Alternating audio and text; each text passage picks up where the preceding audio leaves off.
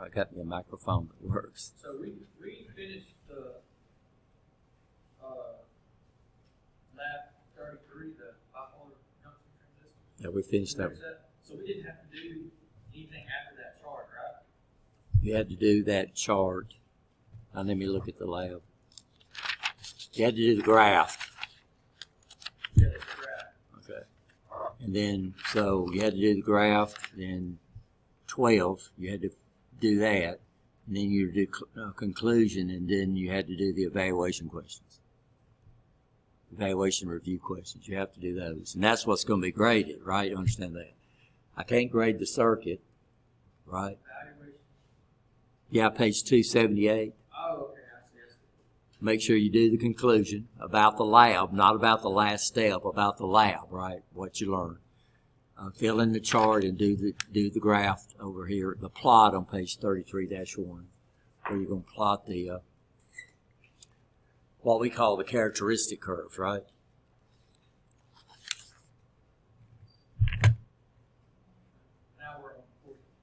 Now we're on 34, which is the common emitter amplifier, and we have added something new.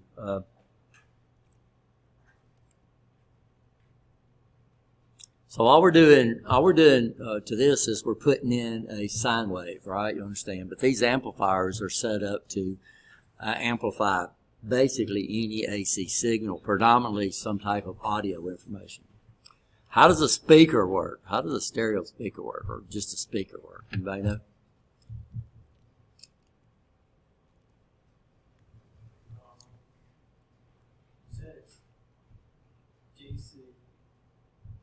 But how does the speaker work? It works. So it works. We know how magnets work, right? So like magnetic poles do what? Like north to north. If I try to bring north to north, what do? They want to separate, and unlike magnetic poles, attract. We know how electromagnets work. Everybody okay with electromagnets? Okay. So what we have on a speaker is we have a permanent magnet, and here y'all can come up and look at this. Come on, John.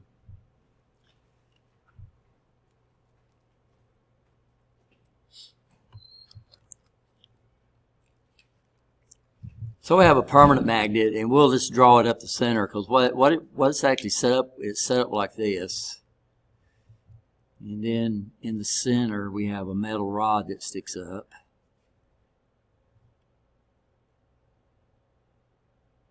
And then the permanent magnet is out here. It's a nice, big, strong permanent magnet, and that has a lot to do with how good your speaker is. It's how big that magnet is back there. And then we have a diaphragm, which is actually doing the sound.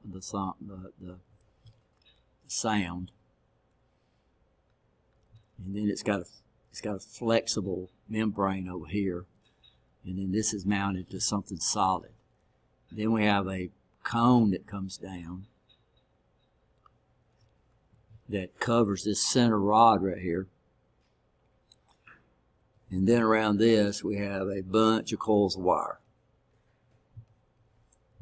And then it comes up here, and we have a little thing, and we make connections right here. So we got two. This is actually mounted on the metal thing that actually goes in the styrofoam. But anyway, we come over here, and we connect to this coil right here.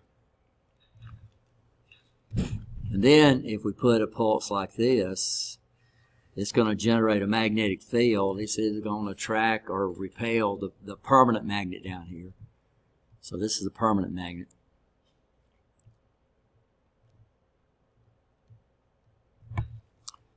Which is either going to cause this diaphragm to go this way, right? Understand? Or depending, this might have caused it to do what? Might have caused it to go this way. Then we come over here and we put this on here. Then this magnet doesn't change, right? You understand? And then what we've done is we've changed the polarity on this guy. So it's going to cause this diaphragm maybe to move in that direction right there. And when it does that, it's got all this air, and it creates a what? It creates a wave coming out. And this is basically the way a speaker works. It's basically the way just about all our electrical actuators work. They take electrical energy and convert it into motion. It works off the repulsion and attraction of magnetic fields. So these are speakers. We rate them in ohms. Like if you look at this, it says this is a 4 ohm speaker. If you measure it, you're not going to measure 4 ohms because that's an impedance. It's not a resistance, it's an impedance. And impedance varies with frequency. So most speakers are rated at 1,000 hertz. So if you put 1,000 hertz on it, it would exhibit 4 ohms worth of impedance. And then, of course, it's going to have an R too, right? That makes sense. And this is the way speakers work. Some speakers are designed around to resonate at a certain frequency. Then some speakers are kind of generic. What they'll do is they'll have little grooves around here, and then the length would determine the frequency it resonates at.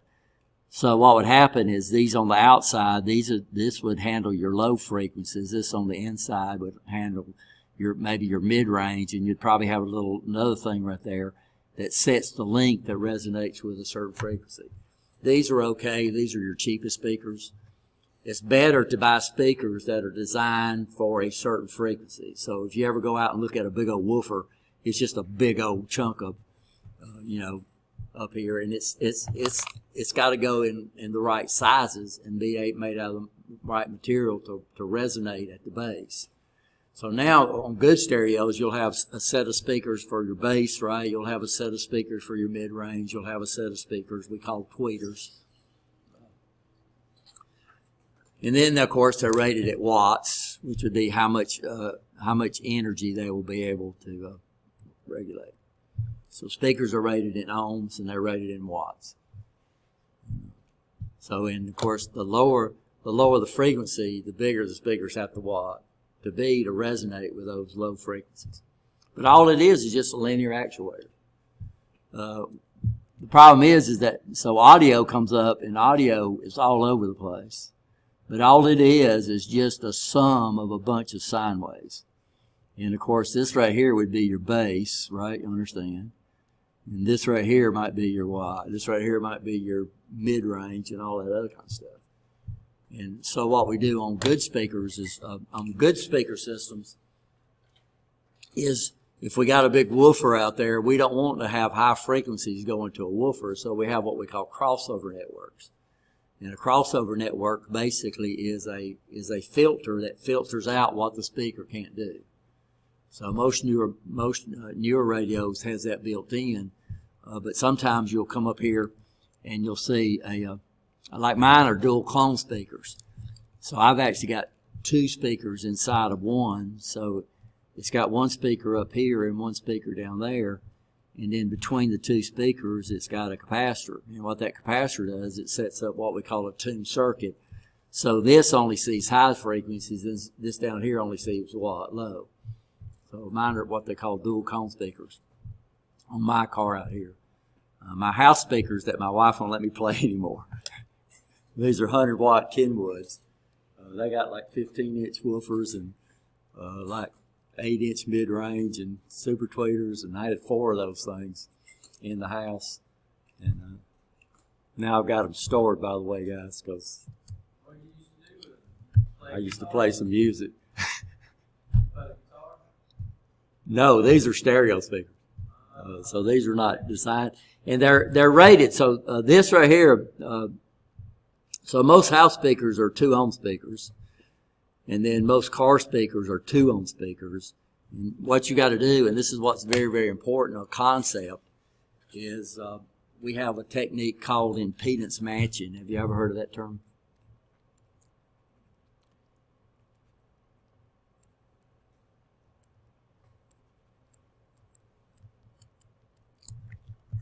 Which is very, and hopefully it's got 2 M's in it. Hopefully this will explain a lot of stuff to you and why we're concerned with our amplifiers when we design these things. So there's a lot to design in amplifiers, because what you're trying to do, not only you're trying to get all this power gain, but you're also trying to get impedance matching between the stages. And this really comes into play. Impedance is an AC term, right? You understand that. It's an AC term. So in AC, whether you had AC or not, we have two devices that we call inductors, also known as coils, also known as chokes. So any one of these you'll hear. These guys right here, their opposition goes up as frequency goes up. And then we have these guys called capacitors, which we've already seen. These guys, their opposition goes down as frequency goes up. And what we can literally do, guys, is we can put inductors and capacitors, and we can set up what we call a tuned circuit, which means we can allow it to pass certain frequencies and get rid of others. Because if you look at these things, they actually cancel each other out. They will count. If we put them in the circuit together, they will cancel each other out. So we have a frequency we refer to as resonant frequency. This is where these inductors and capacitors cancel each other out, and they have an opposition of 0 ohms. It's really neat. And when you take AC, if you're in industrial electronics, you will take AC. If you're in the AUT or the automated, the manufacturing program, it's an option that you can take. All we do here is touch on a little bit, but this concept of impedance matching is very, very, very important, and we'll look at this. Now what we'll do is we'll do this with DC, because DC we understand. But remember, with frequency, these devices has a certain impedance at a certain frequency, right? You understand that? So let me bring up this PowerPoint right here, and this is why things are a lot of things that are the way, and you can't do certain things with certain systems. So like if your cable on the back of your TV breaks, you can't twist it together and solve it. You just can't do that. You'll end up with a crummy picture, and we'll understand why when we get through with this.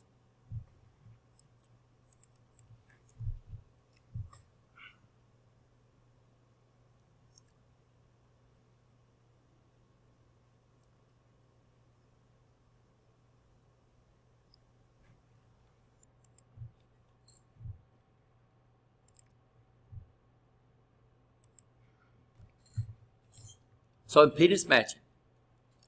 And this only deals with AC. This doesn't deal with what? DC. But you have to understand, probably 99% of the signals that we have to get from point A to point B is going to be AC signals, even when you're on your cell phone. And especially if you're on a hardwired phone. You're talking into that thing, right? You understand that? And you're sending AC over those wires, even though it's varying AC because it's audio. These are our formulas. We're okay with these, right? So Ohm's law, then we have Watt's law, basic Watt's law. This is Watt's law according to three-phase. What we need to understand about three-phase is that, so we know about single phase. So basically here in the U.S. we have two phase relationships. We can send one AC signal, and we refer to this as single phase. And this is what you have at your house. This is what you have at your house. Every outlet in here is single phase. Then we have what we call three phase. So, but this takes two wires, right? To send single phase, it takes two conductors. We got to have two conductors anytime we send electricity, right? Send current or we send power. Well, what we do with three phase is we use three wires. So what we do is we add one more wire. We got to have what anyway? We got to have two. Three phase, we add one more wire to the system. But what we do is we transmit the phases 120 electrical degrees apart. So that means it would start around here, right?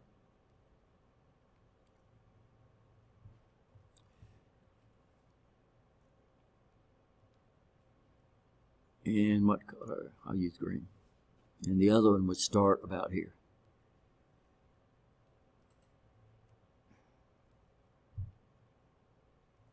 And this is the way we send three phase.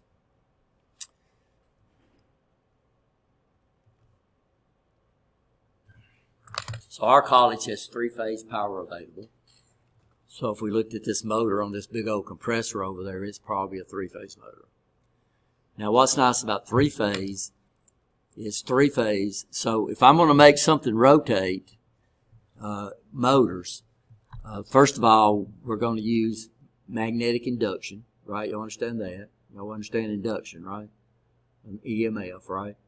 Well, what we do is to make a motor turn, we have two magnets, and we understand that like magnets do what? Repel. Unlike magnets do what? Attract. So what we can do is we can have a magnet here, but to make a motor turn, we got to make one of our magnetic fields do what? Rotate. Well, when we look at three-phase, what you'd see is three-phase, the phases actually do what? They automatically do what? Rotate. So when we deal with three-phase motors, we don't have to do anything special.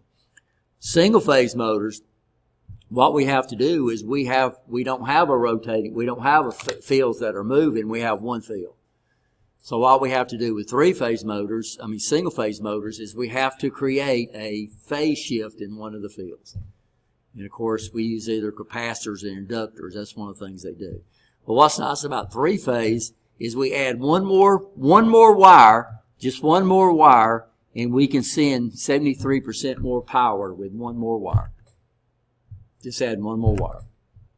And that's why all the formulas are what? Times the square root of 3, which is 1.73. And we know to increase by 73%, we just say 1 times that. So this is what the big advantage of three-phase is I can send 73% more power with one more wire. So why don't we get three-phase to our house? Right, we don't need that power. And the problem is to send the little bit of power that I use, even to add that 3 wires, not only would we have to add 3 wires, but instead of having 1 transformer up on my pole, I'd have to have what? I'd have to have 3.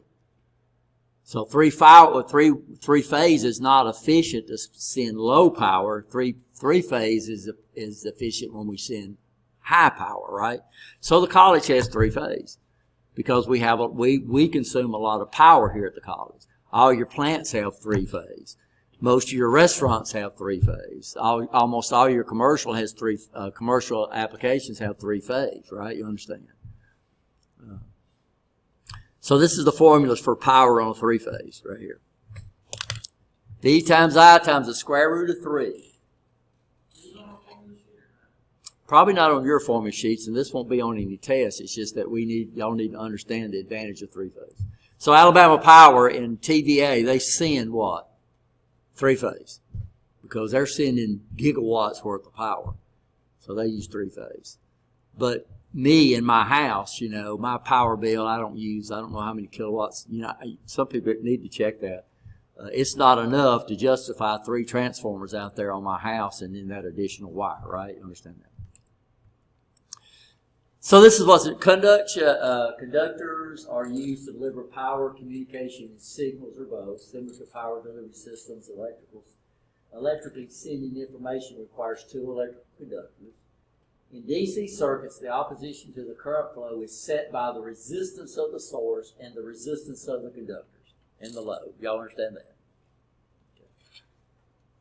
Transistor amplifier circuits, there is an opposition to input signals and output signals. In AC circuits, the opposition is set by the what? The resistance and the reactance. Now, we already talked about that. What's the difference between resistance and reactance?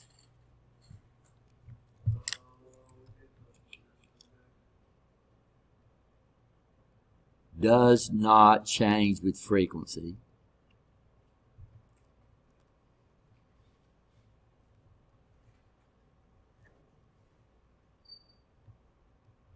So what would reactance be? Yeah. And it's got a good name, right? It reacts to frequency. Now, technically, impedance is defined by a circuit that has reactive and resistive components. And that's what we call impedance. But just about everybody that deals with AC is going to call AC opposition, they're going to call it impedance.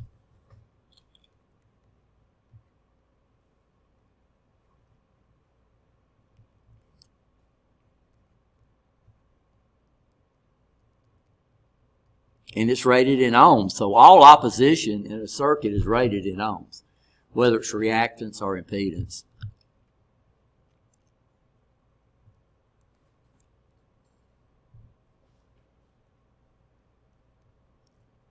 I'd say in circuits. Can you all see this? That contains both reactive and resistive components.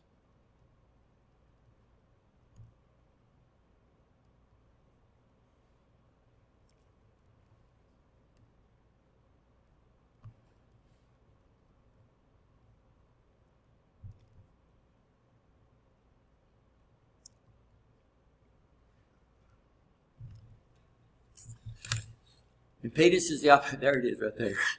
I don't know why I wrote that.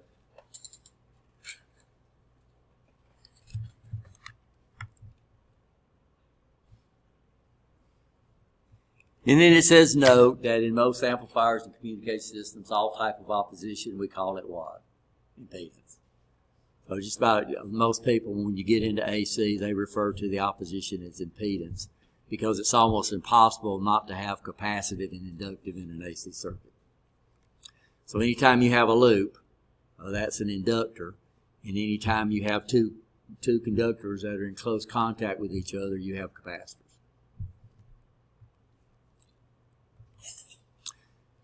To some degree, everything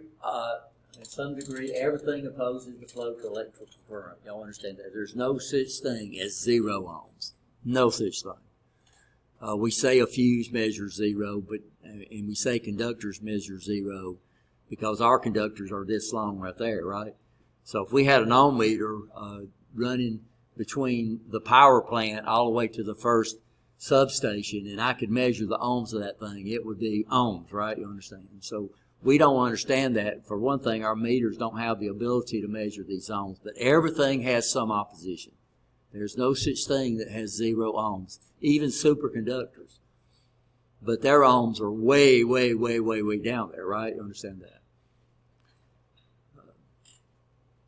A regulated AC and DC power voltage sources appear to have impedance of practically 0 as long as the power supply design parameters are not exceeded.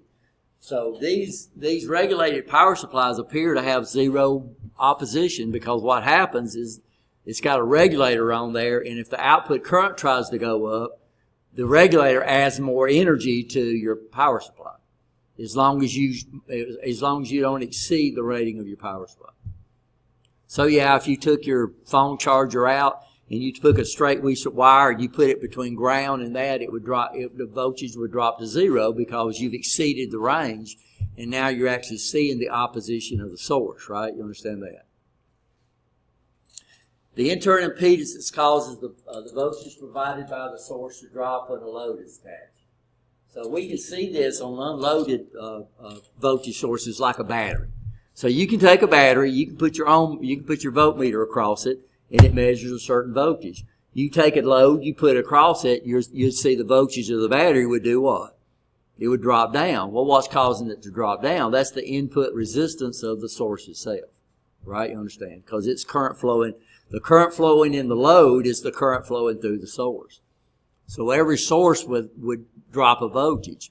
Now, regulated sources do what? If the voltage tries to drop, they add more energy. Do what? They add more energy to try to hold it up, as long as you don't exceed the range. So when we designed our Zener regulator, that's what we looked at. We looked at, okay, how much current does the load need, right? And how much does this change? And we designed it around those parameters. If it ever got outside of those parameters, then the Zener would do what? It would go out of regulation, right? Power is work, not voltage and current. The primary goal of an amplifier and communication channel is to get the maximum power transferred between the source and the final load. So that's the main goal. We know that to get power, we have to have voltage, and to get power, we have to have current. But power is the work, right? Power is the work. And that's what you pay. Every month, you don't pay a voltage bill. You don't pay a current bill. You pay a what? A power bill, right? Because power is how much work the power company is providing. They don't call it a voltage company, and they don't call it a current company. We call it a what? We call them power plants, right? Impedance matching, the power transferred between a transmitting source and a receiver in a circuit is maximum when the impedance in the circuit match. Every signal transmitter has some impedance. This is what causes the output voltage of a signal source to drop when you connect it to a load.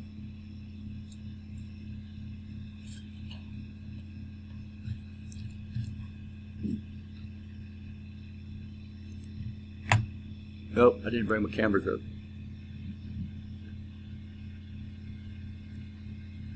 So I'm a signal source. Y'all understand that? Right now I'm generating a signal. And why am I generating a signal? I'm a semiconductor. What's required to induce a voltage?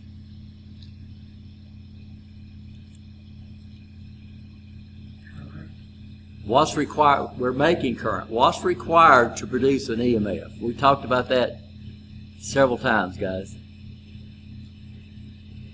It's not picking up it's not picking up this camera right here. So let's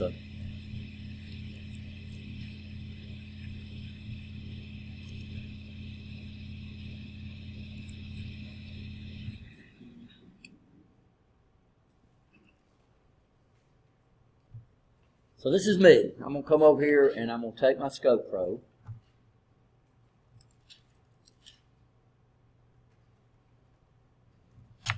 And I'm just going to come over here and wrong one. I'm going to take my scope probe and I'm just going to come over here. Can y'all see it? Well, sorry, this is me.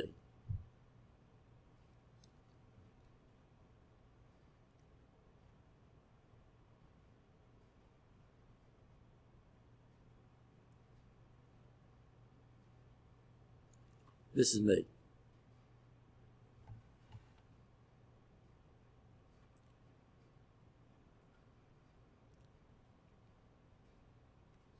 This is me.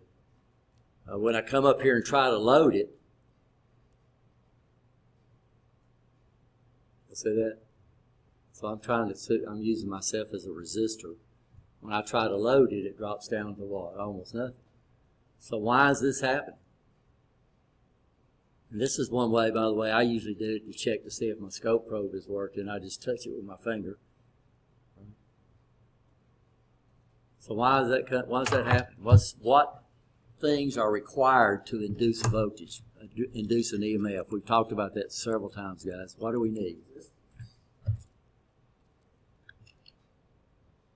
This will be on the next test. We need a magnetic field. Good.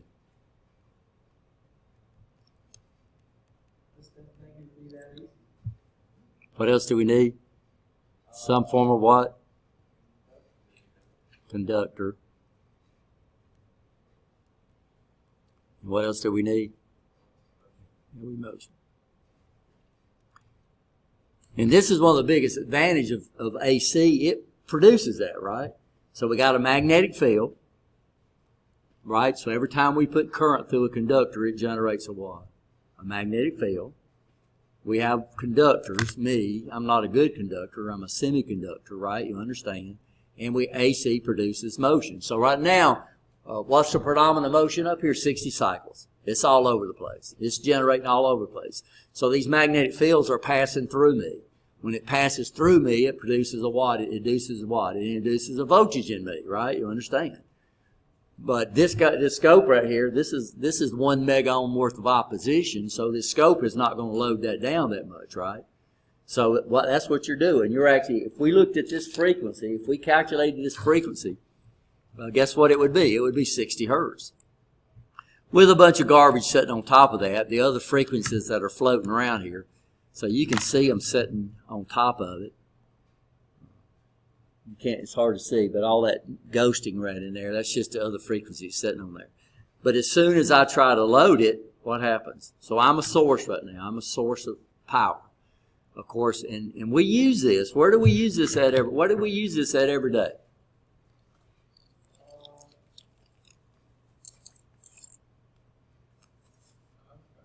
This is what your touch screen is picking up right now. It's picking up what? This AC that's being induced in my body all over the place, right? You understand? And I can come here and touch this and what? And it works.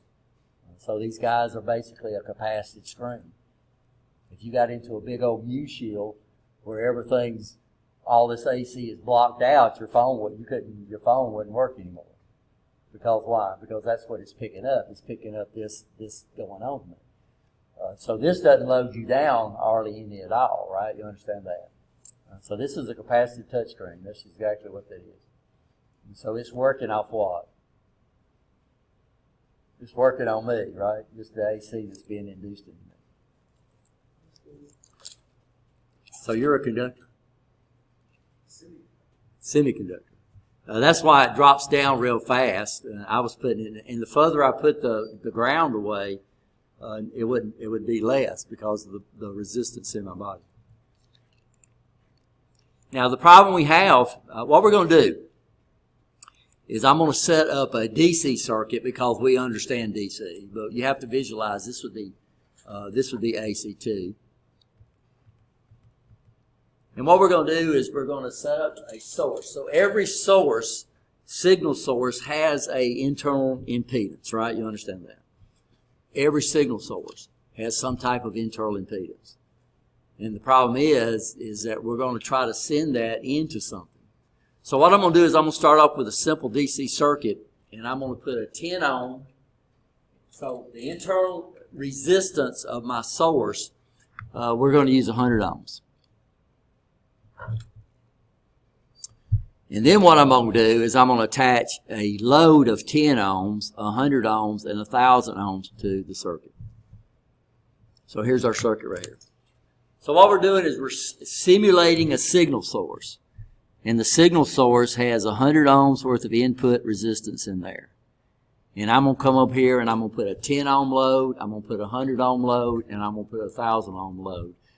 Which one of those loads would give me the most power to the load? So here's the load right here. Which load would I get the most power to? The 10 ohm, the 100 ohm, or the 1,000 ohm? What do you think, Will? It's no risk. Say the what? 10. What do you say, Jalen? So we got 2 10 ohms. What do you think? Come on, it's 3 choices. Give me one. 10, okay. Okay, let's look. We're going to do the math. So here we got a 10 ohm resistor, and what we're trying to do is calculate the power to the load. So we come up here and we can use the voltage divider formula. So that, and then we can use the power formula. So 10 volts. So it's Rx over RT times this. So that means that resistor will drop 910 millivolts. Y'all agree with that? Hold up, you said RF. Yeah, this is the formula, and we've been using it quite a few times this time. So we have what we call the voltage divider formula, which is really neat. It only works with series circuits. It don't work with parallel circuits. In fact, parallel circuits, we could rearrange it and do what we call a current divider formula. But what's distributed in a series circuit is what? Is voltage. And the amount of voltage each resistor drops is proportional to the other voltages in the circuit. So the voltage divider formula is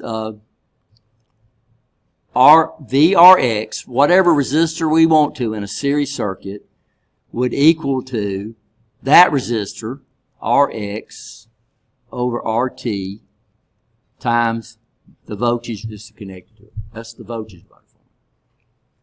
So here we're trying to find the voltage across the 10 ohm resistor.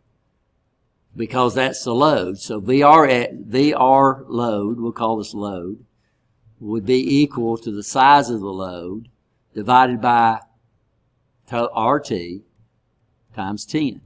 If you work that out, it comes up and gives us 910 millivolts. Then we calculate, we know volts, right? So one of our power formulas is power is equal to V squared over R. And we're trying to calculate the power across the 10 ohm resistor. That's the load, right? You understand? So that'll be 910 millivolts, right, over 10 ohms. So this gives me 83 milliwatts. So that resistor right there would dissipate 83 milliwatts.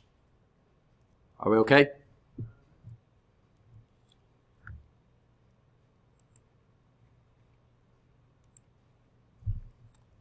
So that was a 10 ohm. So what we're going to do is we're going to put the 100 ohm in there, my PowerPoint, as soon as I get it there. So here's 100 ohm. So now we have the 100 ohm. Okay, and we're going to do the same thing with the 100 ohms. Y'all want to work it? Yeah. Okay. So what would we do? We're going to say V of the load, VRL, would be equal to 100 ohms over 200 ohms times 10. 10 volts. That's what we're sending. That's what we're sending. We're trying to send 10 volts. And that's supposed to be times 10.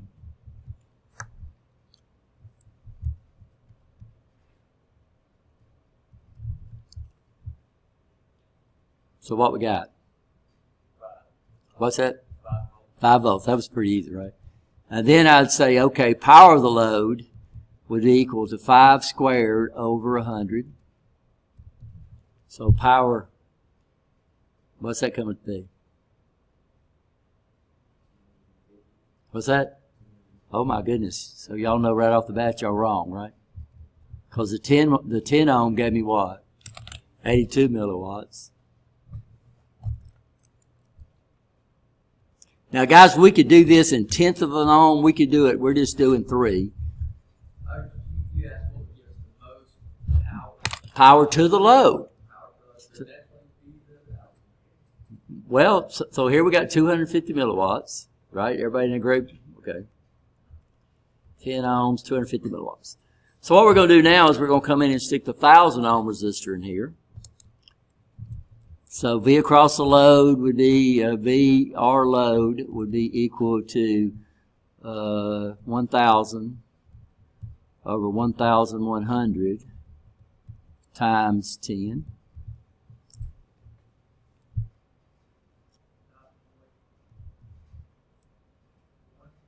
What's that?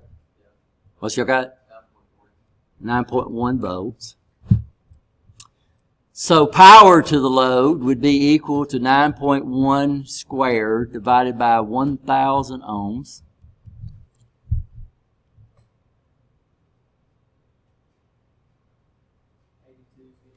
Oh my goodness.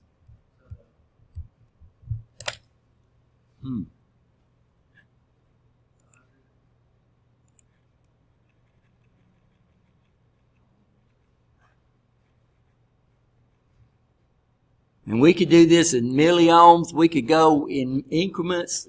Of course, sometimes our calculator wouldn't be accurate enough. So when did we get the maximum power transferred to the load? When the resistance of the load matched the resistance of the source. And we call that impedance matching. So if I'm trying to get in a communication channel, if the cable company is trying to get the maximum power to your TV, what is it going to do? It's going to match the impedance of the system. Everything in the system is going to match the impedance. And that's when you get the maximum power transfer load. A lot of people think, well, the 1,000 ohm will drop more, but remember, it's in series with the impedance of the source. So every source has an impedance. The antenna on your car has an impedance. So you just can't run regular wire from your car antenna into your radio. It would have the awfulest sound you ever heard. So that wire that runs from the antenna on your car into your radio has to match the impedance of the antenna and also of the input of your radio. If you don't match impedance, you don't get what? You don't get maximum power transfer. So this is what we call impedance matching. So in my amplifier, I'm trying to make the impedances inside the circuit match. I don't want a low impedance source hooked up to a high impedance amplifier, right? You understand that?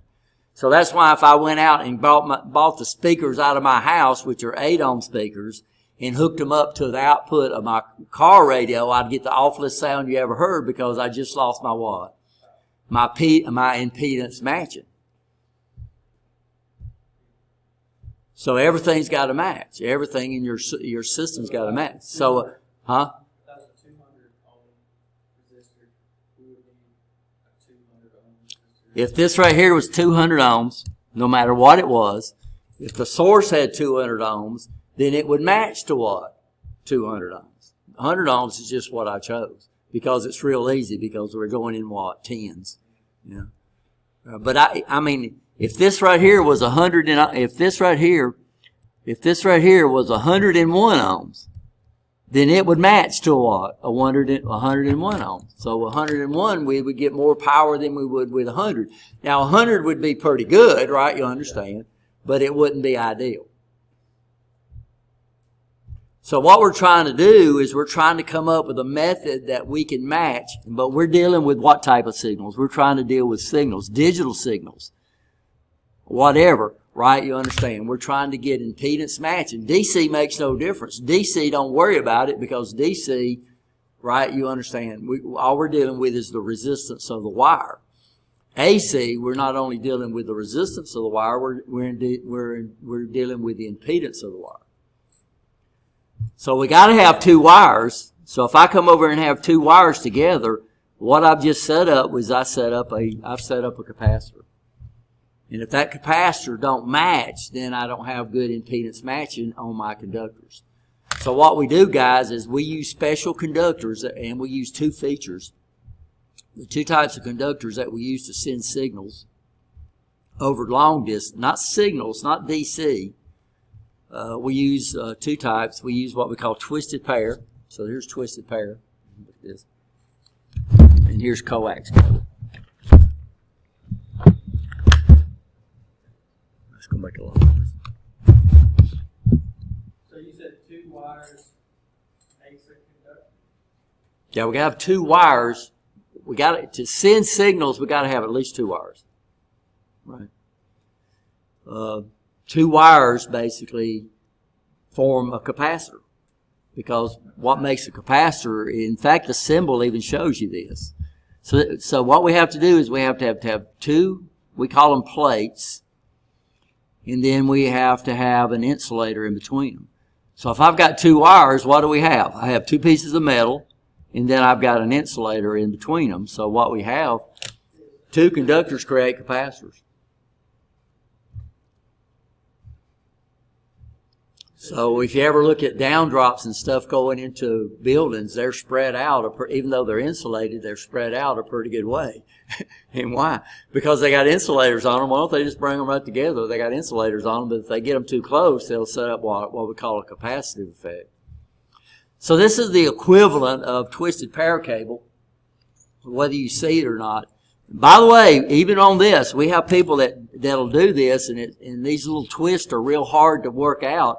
And they'll strip off a bunch of wire, and they'll take the twist out of them, and they'll leave about that much with the twist out. And what do? Well, they change the what? They change the impedance of the cable. And they wonder why their network is not giving them 100 megabits per second, why they're only getting 10 megabits when everything's supposed to, because they changed the what? The impedance of the cable, and your switches and everything can't get reliable data, so it'll drop down to a lower frequency. So all these are rated at a certain frequency. This is what we call coax cable. So what we do is they call this a shield, but technically it's not a shield. A shield is only it's not supposed to be a conductor. A shield is supposed to act like an antenna. So what we do with a shield, we're supposed to only ground a shield on one side. And then that way it acts like an antenna. And it takes any EMF that comes into it and routes it to ground. As soon as you put a ground on both sides, then you've got a conductor. Because it's impossible for two grounds to be at exactly the same potential, right? You understand? So this guy here is technically a lot of shield, but everybody calls it a shield. But here's your two conductors. And then we have a center conductor. And then we separate it by an insulator. And this insulator is a precise distance right here. And what we've done is we've set up capacitors. This cable, it depends on what you got. I think that's what we call RG59. And I think RG59 is 75 ohm cable. But that 75 ohm cable is at a certain frequency, right? You understand? So RG59 is rated at 10 megahertz.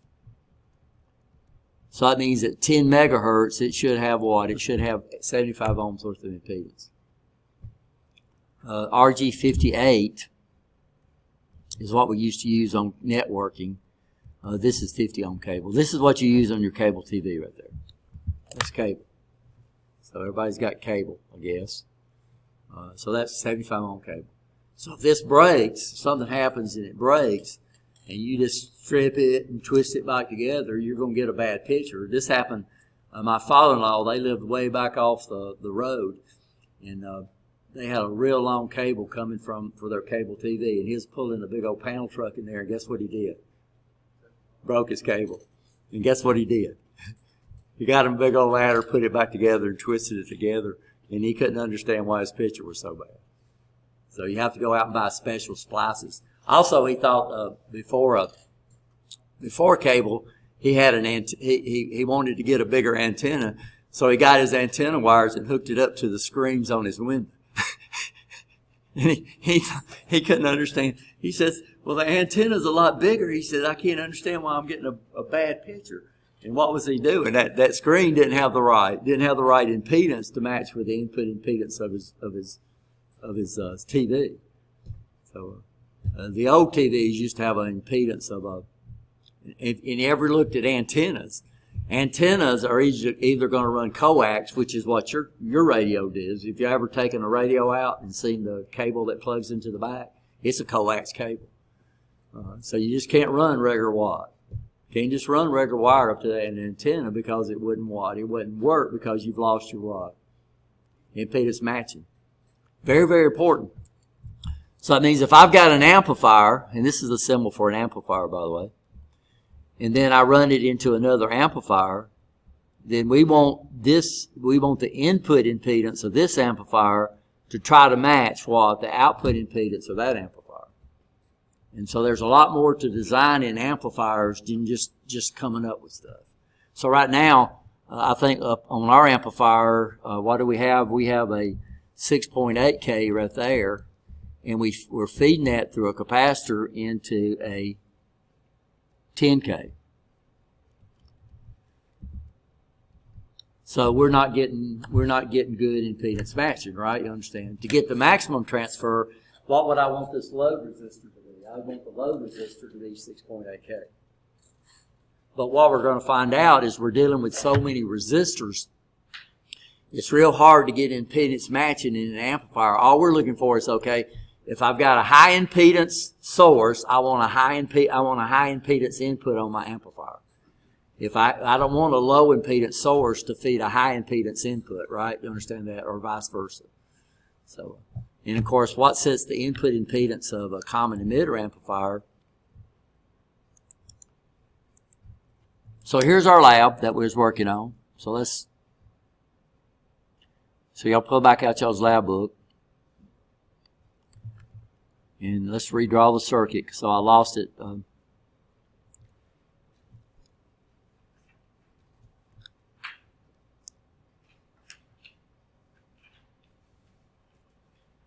So So we're on figure 34-3. It's on page 384.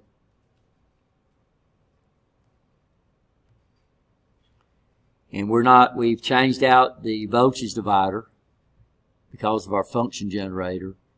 And what I've done is I've replaced that with, I replaced that with a potentiometer. So now I have a lot better control.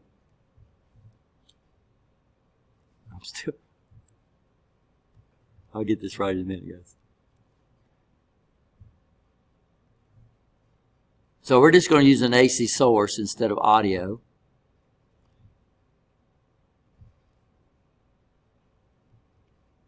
And then we have our potentiometer. This is going to give us VN right here. And then we're going to come through a coupling capacitor. And what does the coupling capacitor do for us?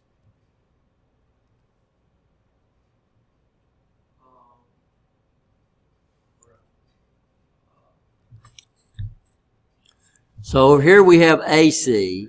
Over here we have DC. We cannot bring an AC signal directly into a DC source. So what it does, it keeps the DC over here, it keeps the DC in, and it keeps the DC from getting out, and it lets the AC in. So what I'll do is I'll bypass the capacitor, and we'll see what happens to our bias voltage over here.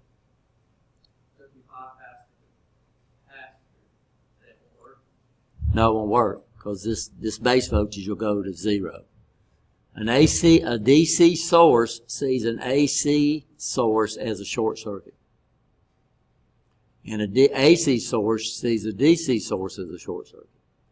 Now, we'll be protected by these resistors. So I can come over here and I can bring this directly in right there, and we'll see our base voltage we calculated to be what we've already got it calculated, right? Yeah, we calculated it to be a 1.7 volts. No, 1.07, right?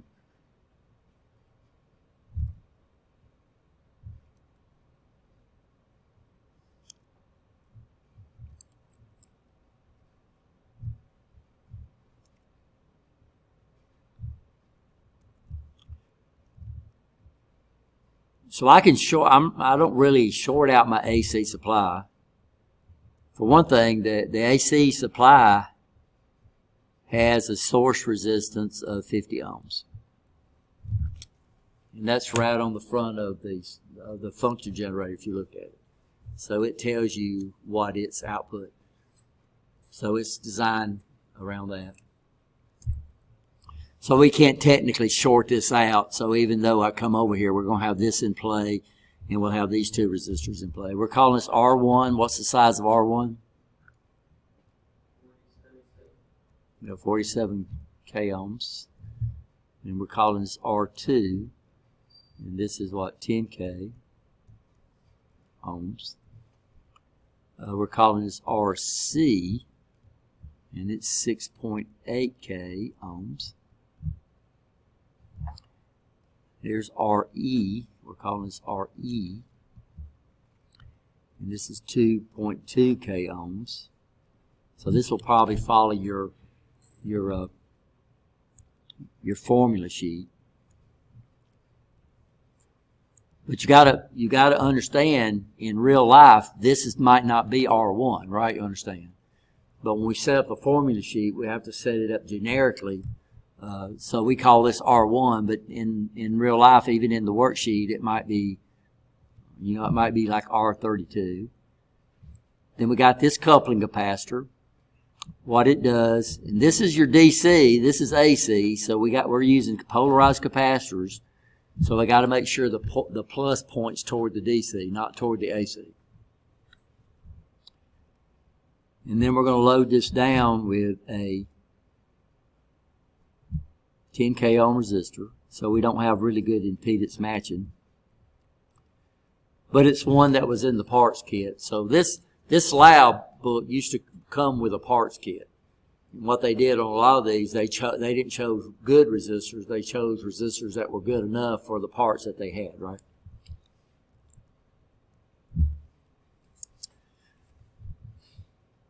But if this over here was like 10 ohms, that would be awful, right? You understand? Because we're way outside our impedance matching.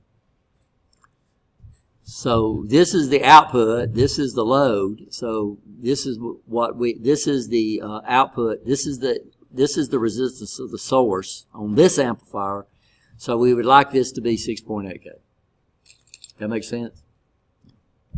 But it's okay. We calculated this voltage right here to be what? 1.07? Yeah, the base, VB? 1.7. Okay, VB. We calculated this to be 1.7 volts. VE, we calculated to be what? 1 volt. VC, we calculated to be what?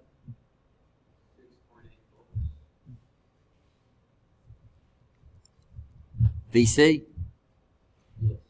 Okay. That's not, what's the voltage drop? What's the voltage across this resistor right here?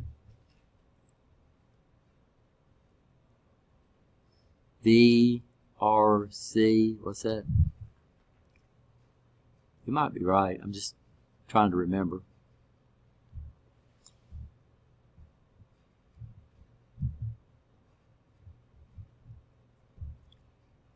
We had to calculate this to get this.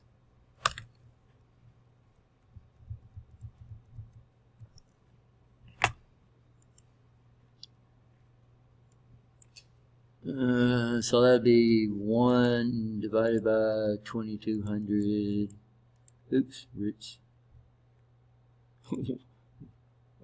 1 divided by 2200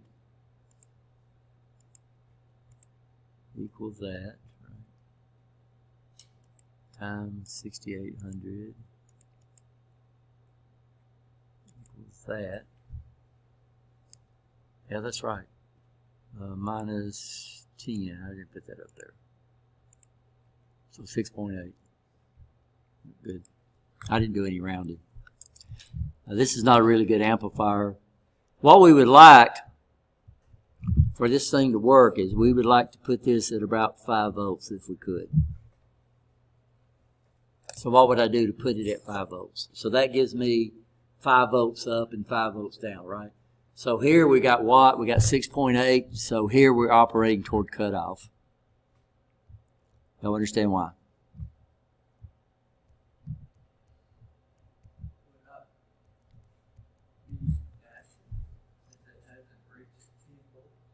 That would be cutoff. So we're operating toward cutoff. So what we would like to have there is we would like to have plus 5 volts. So that means, yeah, so we're over half. So the closer you are to 10 volts, you're operating toward cutoff, and this is from 5 volts. So 5 volts, that means I could get 5 volts up, and I could get 5 volts up and 5 volts out on my output. But we're operating at 6.8 volts, right? You understand? So what that means is now, how big could this be right here without hitting 10 volts? 3.2. That's the best we can do up there, right? Which means if it's 3.2 there, it's going to be 3.2 here, because if I try to get more than 3.2, it's going to clip off the top, because all we got to work with is 10 volts, right? So to bias these amplifiers, the best we can do is 5 volts. But that's going to be really hard to do, and why would that be? Because what sets the output voltage is the relationship between this resistor and that resistor. So I could make this guy bigger, but what we're dealing with is we're dealing with standard size resistors. So if I was using rheostats, I could get exactly 5 volts there. But the problem with rheostats, they cost $5. A 2.2 k ohm quarter watt resistor costs what? 15 cents. So what are they going to do? They're going to use standard resistors. Here they're just using the resistors that were available in the parts kit. So that's why this amplifier is not really good. We could probably find better resistors. We might go to like a 4.7 up there and play around with it. And we could actually figure it out, by the way, guys, and set this up, but we're not going to try to get into how to design this thing. So we know we're going to, when we start bringing in an input signal, it's going to clip the top before it does what? before it clips the bottoms. So we're operating toward what? 5 volts would be perfect. If I operate below 5 volts, we're operating toward cutoff, which means the bottom would clip first. If I start putting a signal in that's too big, if it's above 5 volts, then we're operating toward cutoff. Everybody understand that? Below 5 volts, saturation. Toward saturation. It's not saturated, it's toward saturation. Which means we could get less out of here. So what sets the amount of voltage I can put in here to the amount of voltage I can get out there is where it's going to clip at. So as soon as my output starts clipping, it means I'm overdriving the amplifier, and we would get distortion out of it.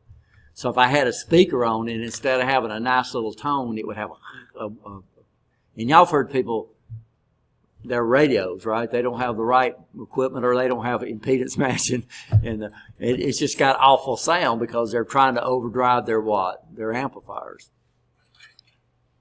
which I could never do with mine.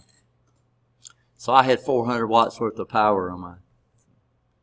I had two power amps, crossover, 2 turntables, a real tape player, a DVD player, and it's all up in the attic. No, it's not. It's out in my shed. I needed room in my attic.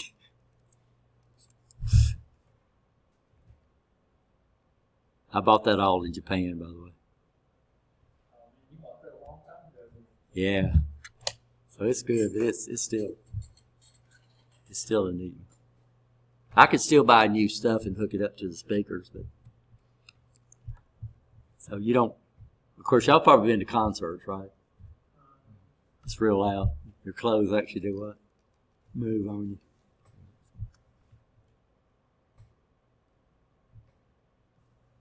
you. The stories I could tell. So we're going to come up here and. So this is everybody okay? So right now, what would our gain be? So it's R out. I'm sorry, it's R out. Right over RE. So R out is going to be these two guys in parallel. Y'all understand that, right? So this is where our output is being generated. So what we're going to do is we're going to think of the transistor as the source. So this is where we get our output. So that would be starting from here. And this is AC. So what we're going to do, if we choose this capacitor right, it's C2. If we choose this capacitor right, we can just ignore it. It's going to create a phase shift, but we're not going to worry about that in stereos, because as long as we keep the phase shift the same through the system, right, we have no problem. So what we're going to do is we're going to ignore that. So that means what I have is, I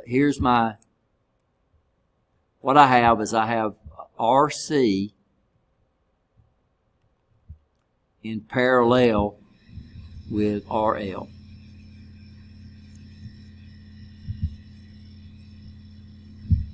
And of course, this would be the actual collector of the transistor right there.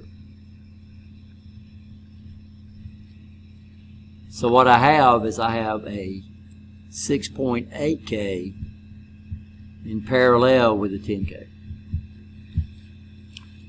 Because your AC signal right here sees this DC source as a short. So your AC signal sees this as common. So that's why I'm connecting this to common, and then I'm connecting what to this to common, and I'm ignoring that capacitor. Because if we design it correctly, it has almost no resistance, or almost no reactance to the signal.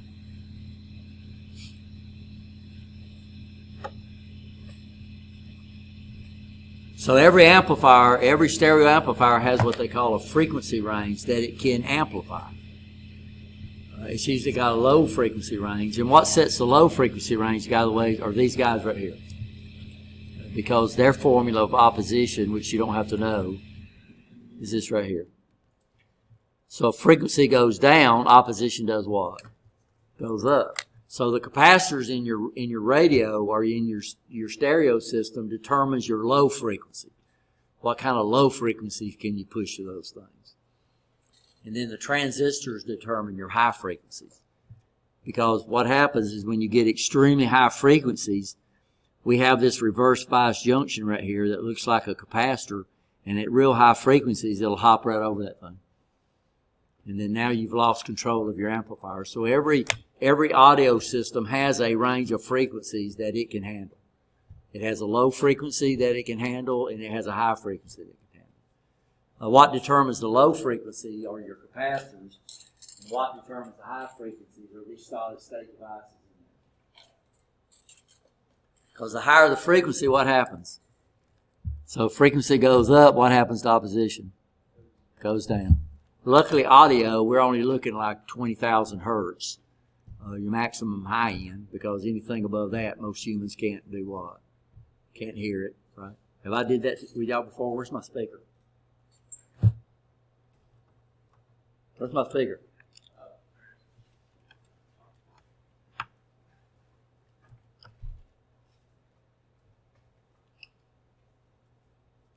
So we're going to put AC on this.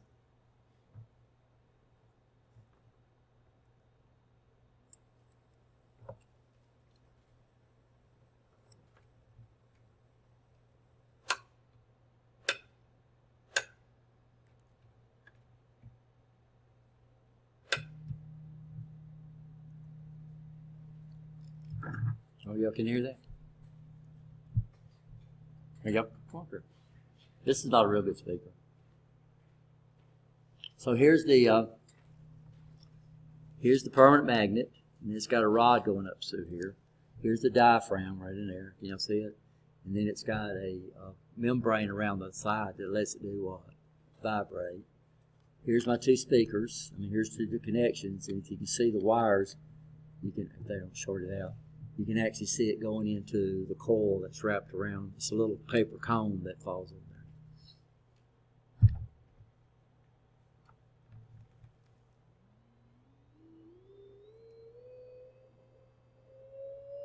This is what AC sounds like. And of course, this is real low frequency. That sounds cool. That's scary. But what you have to understand, audio is actually all these combined together, right? We're just listening to one frequency.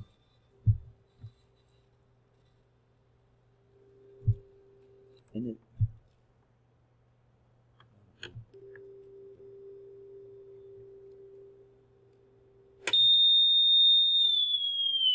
And your ears actually have a bandwidth too. So everybody's got a bandwidth on which range of frequencies. So you can hear on us, I'm not changing the level of the output. But it sounds to us like it's what? Getting louder. Because that's your ears.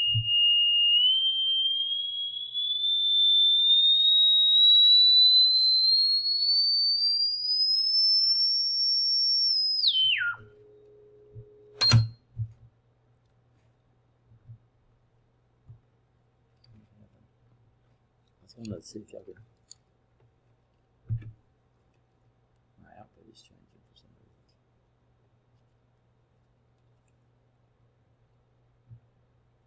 Oh, I see what happened.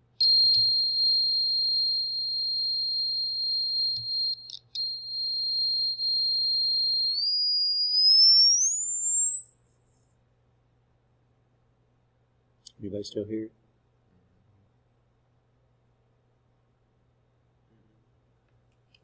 Yeah, 15 kilohertz is about the watt we usually hear, around 15 kilohertz. You can see it's 14.5.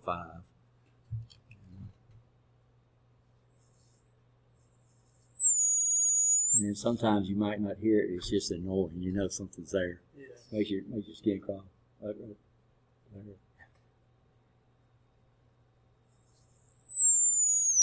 So basically, if I've got a stereo system that puts out over 15 kilohertz, most people can't even hear that anyway. So usually around 15 kilohertz down to around 20, 30 hertz, we can usually hear it. Below 30 hertz, all we hear is a popping sound. Now, if we had a dog in here, the dog would go crazy right there, right? They can hear these high frequencies. A dog can hear that right there? Oh, yeah. Guaranteed. They have like 10 times better hearing. Oh, yeah. Frequency response. So now, but you think audio is taking all these frequencies and just combining them on top of each other, right? So we have low frequencies.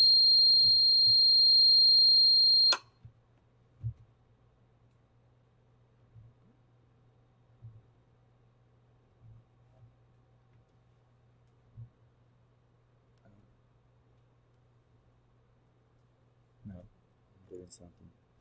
So we have a low frequency range and a high frequency range. And of course, all your stereo and stuff is always between what? Those two ranges. Are we okay? Yep. Let me disconnect that. So y'all see how the speaker works though? When we put AC into it, it generates a magnetic field. It either does what? It either opposes or attracts, makes that diaphragm move, right? Either in or what? Out. And if you notice, speakers usually have a polarity on them. Inductors have no polarity, but why we have polarity on speakers to make sure you hook them right? Because if you hook one of them backwards, this one's going to be going out, and this one's going to be doing what? Going in, and they'll take away from each other. So the polarity on speakers are just in there to make sure they're doing what? Going in the same direction at the same time. Except if it's got capacitors on it. If it's capacitors are polarized. And see, all these guys are messing all this neat stuff. So what's our output? What's our output resistance right now? It's 6.8K in parallel with 10. And I'll hook my circuit up, and we'll jump out. We'll bring our AC over on the other side of this capacitor, and we're not going to hurt anything because we got our pot, and we also got these two resistors. But what we're going to see is this 1.7 volts is just going to disappear. So a DC source sees an AC source as a short circuit. Right. So that means that's why for this AC signal right here, it's going to see this as common. It's not going to see that 10 volt supply. It's going to see it as a common. It's going to see it like this, right? Because what's our DC supply connected to? So our DC supply is sitting over here, and it's doing this like this. And then what it's connected to is connected to common. So if an AC source sees a DC source as a common, then this AC signal I'm getting off right here is going to see this 6.8K connected to what? Connected to common. But what happens, since I've got this capacitor right here, what it does, it's going to let this AC source pass through. It's going to keep the bias in. It's going to let the AC source pass through. And now the AC source can add to or take away from the bias. So if this goes up, it's going to do what? It's going to add to it. When it goes down, it's going to do what? It's going to subtract from it. And what happens if we add to it, it's going to cause this current to go up. It's going to cause the voltage drop here to go down. So what happens is we're taking our output across the transistor. So when my input goes up, the output is going to do what? It's going to go down. But it's going to be at a higher rate because the output voltage is set through the current flow of this resistor. But it's the same current that's flowing through that. So what we're saying, if this was a 1K, and then this guy here was a 10K, if I put 1 milliamp across the 1K, that's going to be 1 milliamp across the 10K. This top one's going to drop 10 times more voltage than the bottom. So that's why we can divide those two and come up with the voltage gain, because the current flow through this one is going to be the exact ratio, is going to be the same multiplier as the size of those two resistors. So that's why we can say the AV on this one is equal to what? R out over RE. But R out is what? It's in this in parallel with that. So what's this right here? What's R out? 6.8K in parallel with a 10K.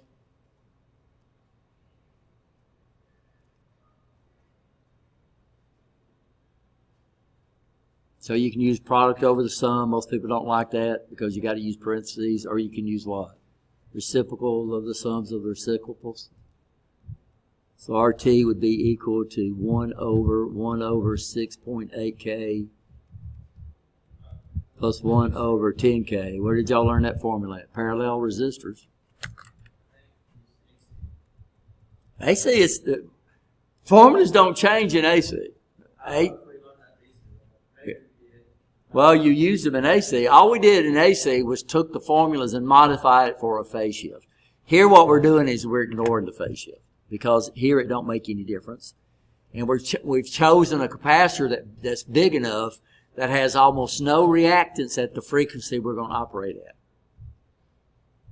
I think we calculated that a 100 microfarad capacitor would have 3 ohms worth of opposition at 1,000 hertz, which is basically nothing compared to a 10K and a 6.8K.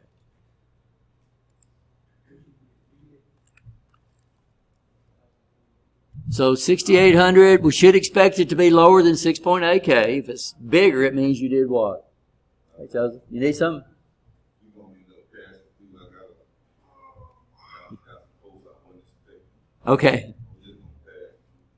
6,800. We're ready for a break anyway. If you want to bring them in, reciprocal. Yeah, plus 10,000. 2 clear entry, 2,200. Right? Nope, Rich. 10,000. Yeah. Reciprocal, right? Equals reciprocal. Is that what y'all got? Yes. And then don't we divide that by RE to get the gain? Yeah, but all we did now was just calculate what that was, right? You understand? Yeah. So what would the gain be? 1.8. Yeah, so here we're going to have a gain of about what? We calculated a gain of about 2. And what units does the gain have? Nothing. Good. All right, guys, y'all take a break. It stopped picking up my other camera for some reason.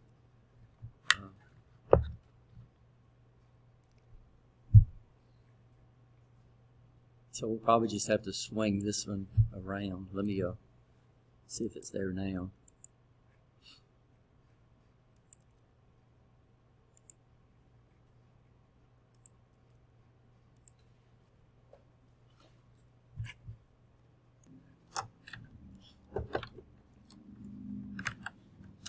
So I think we verified our voltages, right? We got to measure these. No, don't use AV. We're going to have to recalculate AV down here. But here's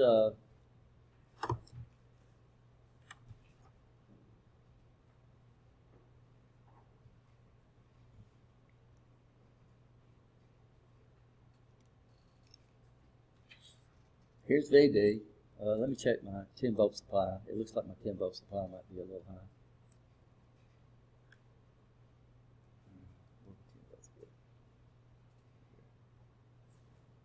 It is. Let me turn it back down to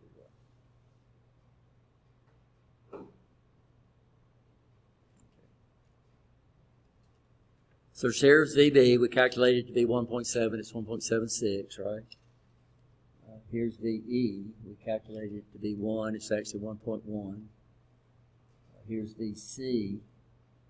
We calculated it to be 6.8. It's 6.6. So we're within 100 millivolts or 200 millivolts on all our calculations, right? Here's my input. Let's see, let me hook my scope up.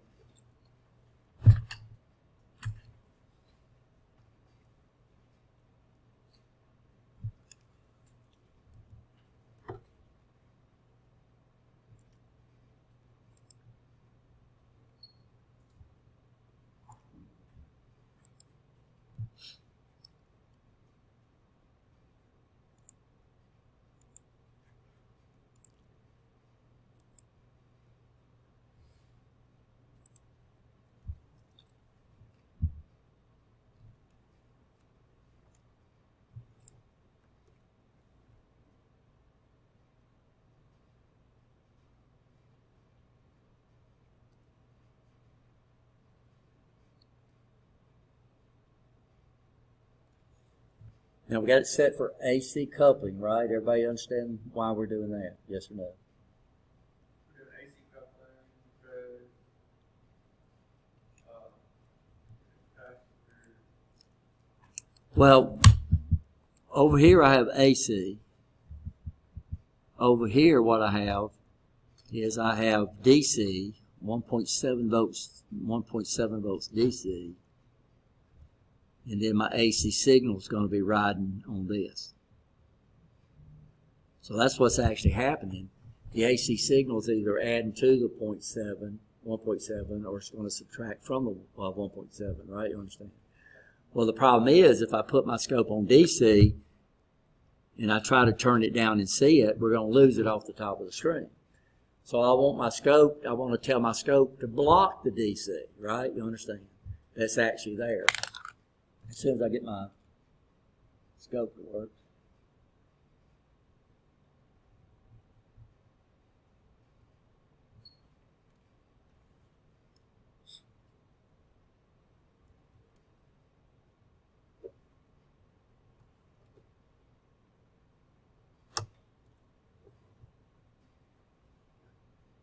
Oops, sorry.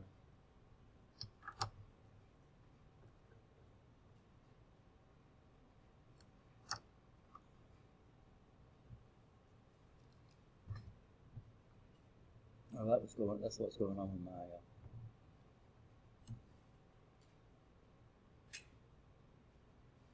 with my speaker,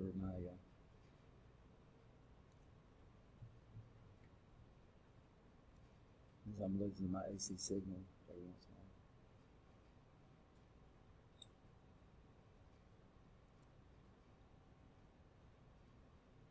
a while. Oh, we had it turned all the way up for the speaker.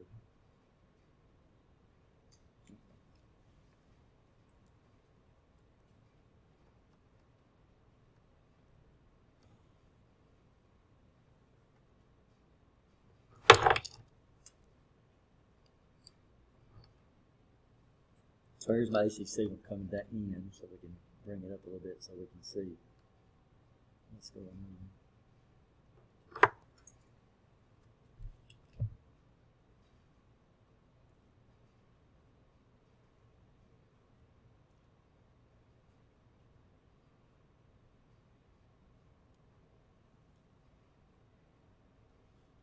So here's the AC signal on one side of the capacitor. Here's the AC signal on the base. Well, see if I come up here and put this on a DC coupling.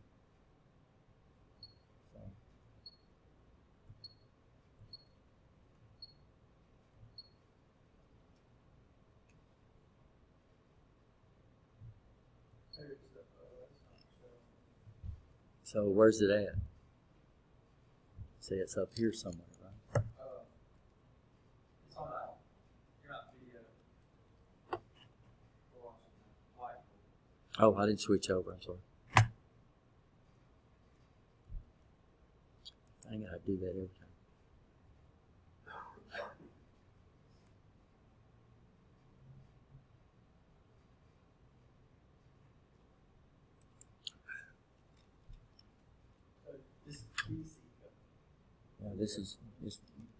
We have to learn on oscilloscopes that DC don't stand for direct current. It stands for direct coupled. So what we have is we have two options on our oscilloscope on our input, and it's done electronically, but it kind of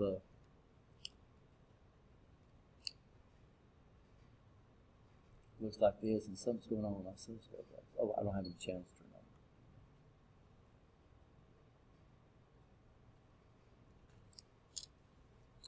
So what we have going on our oscilloscope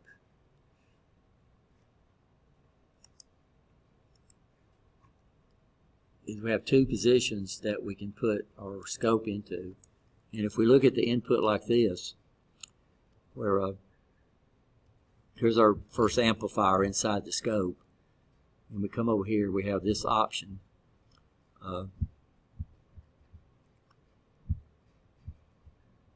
We can send it through a capacitor here, or we can send it directly in here, and this is basically what our switch is doing. So what happened, and this would be DC, and this right here would be AC. Well, what happens if you're looking at just signals, then you want to hook it, anytime normally 90% of the time you use direct couple. whether you're looking at AC or whether you're looking at DC. Because it's not DC, it's not direct current, it's direct coupled. Okay, understand? So this will show you AC just as good as it will DC. The only time we're supposed to use this right here if I want to do what? If I want to block DC. That understand?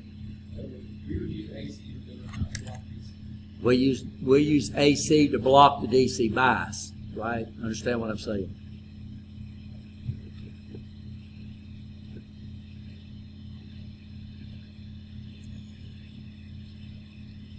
So what happens, we have the base is sitting at 1.57 volts, right? You understand? So if I come over here and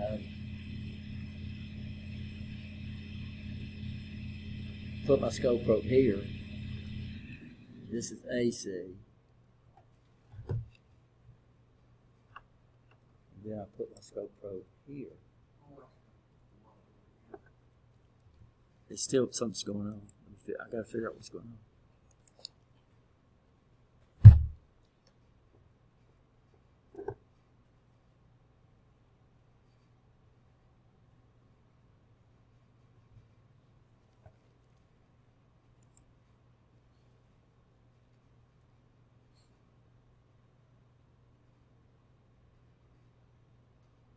So that should be 10 volts. I got it on 5 volts per division.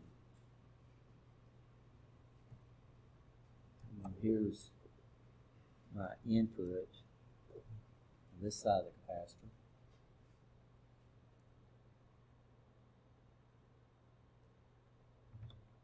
Which I keep losing because I might have to go get another probe and another.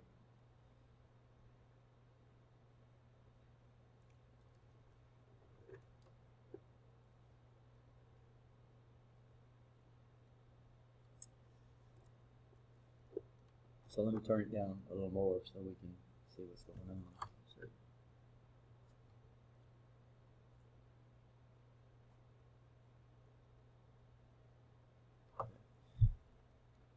that might be small enough. Let's see. So here's on the left-hand side of the capacitor. Here's on the right-hand side of the capacitor. So this is on the base.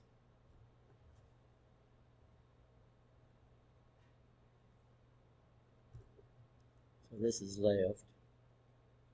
So that's AC. That's on the left hand side. That's on the input of the capacitor. You understand? This is on the base.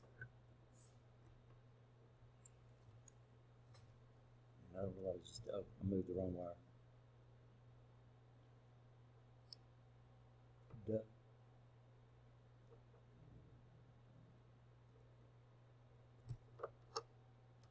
Okay.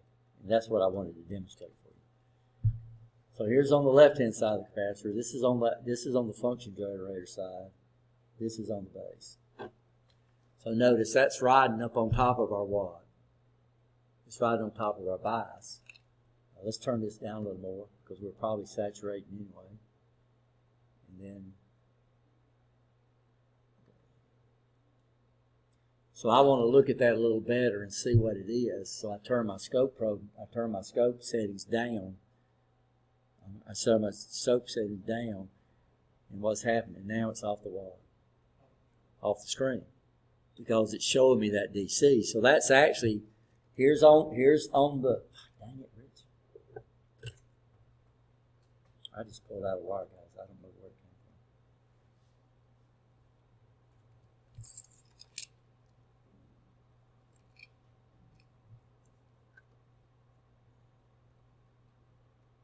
from. Oh, I see.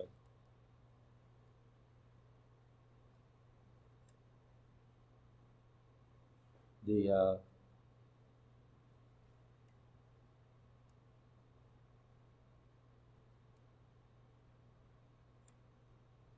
don't know. Let's see if it's working.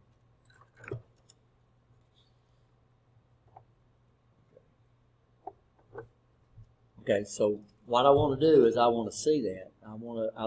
So I'm going to come over here and I'm going to put my scope on the AC coupling.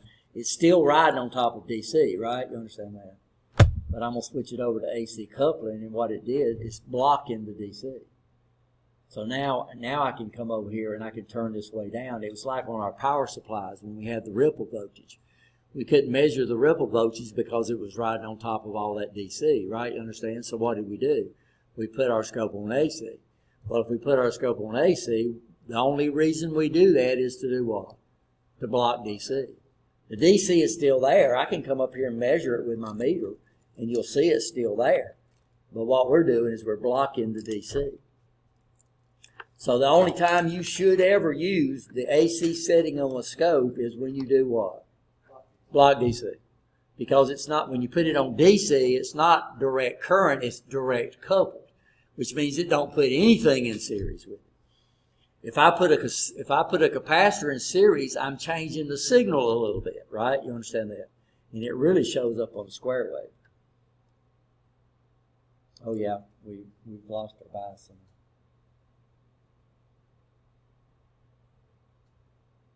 So the 2.2K is supposed to be in the base circuit, right?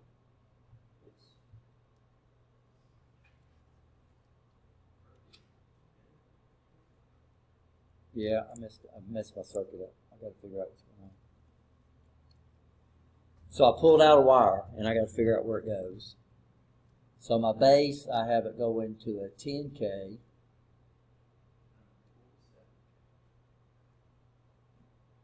Sorry, my base I have going to a 47K, and then I've got it going to a 2.2K, right? No, the base. I'm sorry, not the base, you're right. So what's the base supposed to be going to? A 10K. And the base goes to a 10K. And the emitter goes to the 2.2, right? And of course, what I'm going to do, what do I need to verify the circuit to see if it's hooked right without trying to go through all the wiring?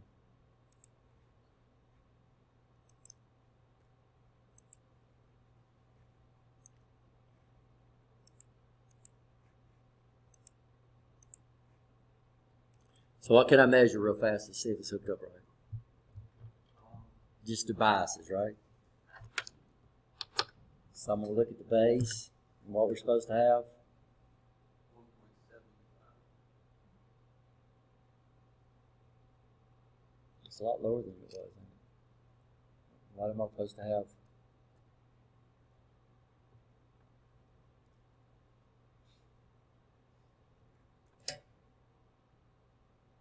So our VCC is 10 volts.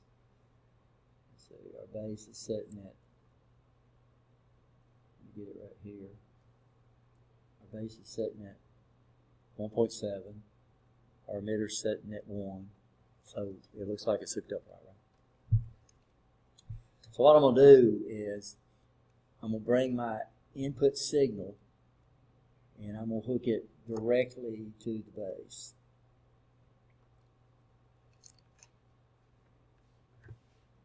So here's the base, there's the 1.7 volts, and I'm going to take my input signal and hook it to the base without going through the capacitor.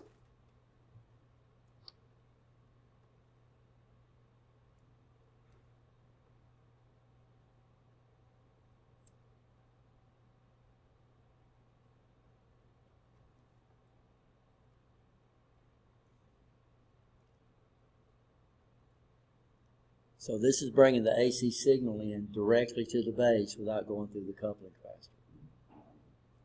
It drops down to what? Almost zero, right? The only reason why it's not going to zero is I'm running this through a pod. So I've got resistance in there. So it's not a direct short circuit because I've got a resistor in there, right? You understand? I come over here and hook this up on the right-hand side of my capacitor and it don't change it anything. So a DC source sees an AC signal as a short circuit. So it's almost just like me doing what? Connecting the base to ground if I bring the AC signal over on this side right here.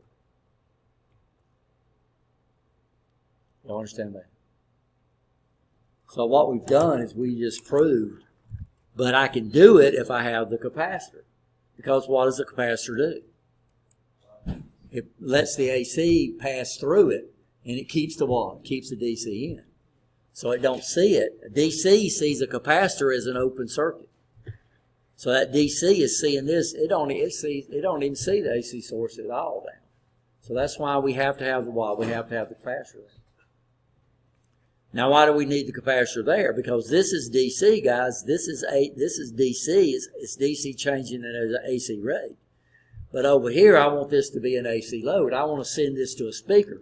So if I put DC across this speaker, what's it going to do? It's nothing but wire. It's going to burn it up, right? You understand? Because it's wire. If I put AC on it, then it's got reactance. It reacts to what? Frequency. So when we say 8 ohm, we say this is a 4 ohm speaker. This is not a 4 ohm speaker. This is only 4. If I measure the resistance on it, I guarantee you it's going to be less than 4 ohms. So I've got it on ohms, and I'm going to measure the resistance of the speaker. Why does it say 4 ohms?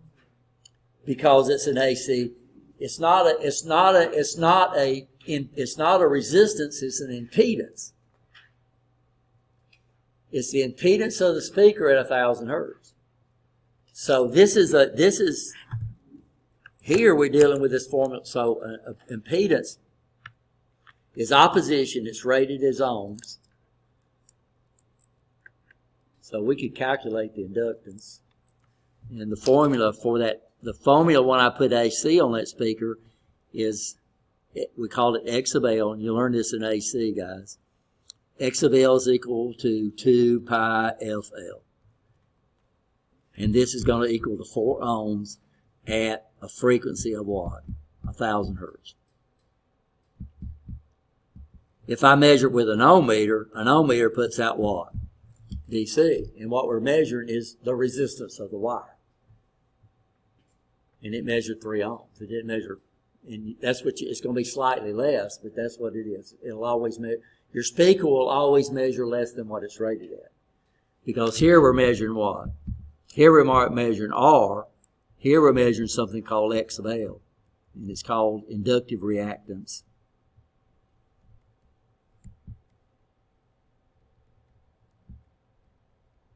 And it changes with what?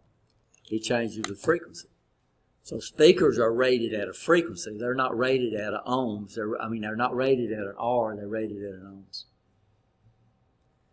So if I measured a 4 ohm speaker, it measured about 3 ohms. If I measure an 8 ohm speaker, it'll measure 6, 7 ohms with an ohm meter. You can tell if it's got an open or a short, but it's not going to measure what the speaker's rated at. Because that's what? That's at a what? That's at a frequency, right? So if you was to get you a function generator and you was to come up and put an amp meter inside in it and put 1,000 hertz on there and calculated the current, it would come out to be pretty close to 4 ohms. If the frequency is higher, actually it has less more opposition. If it's lower, it has less opposition. We never ever want to put DC across the speaker. Because if you put DC across the speaker, all you're dealing with now is you're putting current through ohms. And if you put current through resistive ohms, then you get this what? You get I square R, and you'll burn the speaker up. So you never ever want to put DC across the speaker. You will burn it up. Except for an ohm meter. It don't put out enough current to hurt anything, right? And this is what happens is sometimes you lose one side of your power amp, and it blows a fuse or it kicks a breaker, and that's because it's trying to put out DC. And people go out there and they keep resetting the thing, resetting it, it keeps popping, and pretty soon they burn up their high-dollar speakers, right? Understand? So if you got a power amp that all of a sudden starts blowing a fuse, you might swap it out once, but don't swap it out multiple times because you'll burn your speakers up. And speakers, these high wattage speakers are not cheap. Anybody's bought some, like a big old 15-inch woofer or 10. 10's popular in cars. I know I run a 15 sundial, rated 1 ohm. I got. She requires some power. I'm not gonna tell you about home stereo. You'll be jealous. I really need it. I got about 400 watts of power. But it's took down. Like I said, my wife didn't like to listen to my music. Now what we're going to do, so everybody understand what the capacitors are in there for. So if I put a speaker over here, of course we wouldn't put a speaker over there because 4 ohms, 6.8K, I've screwed everything up, right? You understand, because of what? Impedance matching. So if I'm going to run a speaker out of an amplifier, I want that amplifier to have a very low output impedance, right?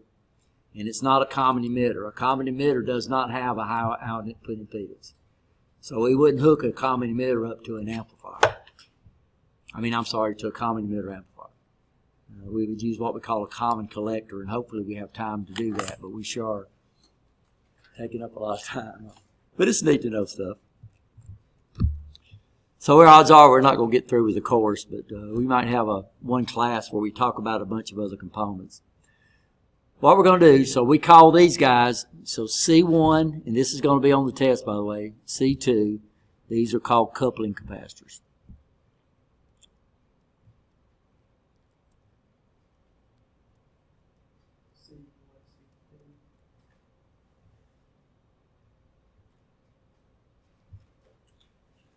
Because what they do is they let us couple AC into it. So these amplifiers are DC amplifiers. They're DC amplifiers. I put DC into them, I get DC out. So what we're doing here is we're making the signal ride on DC, and then we're getting DC out over here. So this is going to be riding. This is 10 volts right here, and this is going to be riding on the 10 volts. But the problem is I want AC over here. So what do I do to keep the DC in, to block the DC and pass the AC? We use a coupling capacitor. So what does it do? It blocks the bias on the collector and lets the AC come out of the amplifier. What are we doing this for? Well, it lets me put AC over here without shorting out my base, right? You understand? Keeps the bias in, lets the AC come in and subtract from or add to my base bias, which causes our amplifier to work. So it's coupling. It allows us to couple AC into a DC circuit, and it allows us to get what? To block DC and couple AC out of the circuit. This right here we call a bypass capacitor. And what are we calling it here? They're calling it they're calling this C3. So C2 and C3 are coupling capacitors. C2, we call this a bypass capacitor.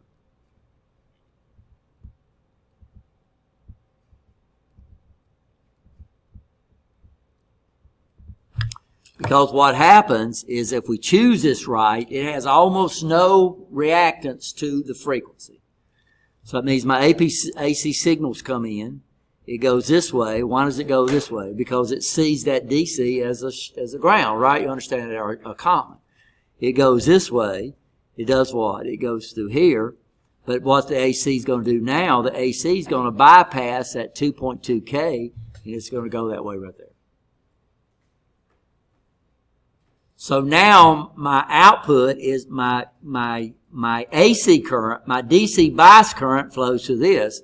So my DC bias current still has to go through this resistor because that capacitor blocks the DC bias. It passes the AC signal, but blocks the DC bias. Well, what does a capacitor do? Generically, we say a capacitor does what? We say it does what? Blocks DC. And we say it passes AC.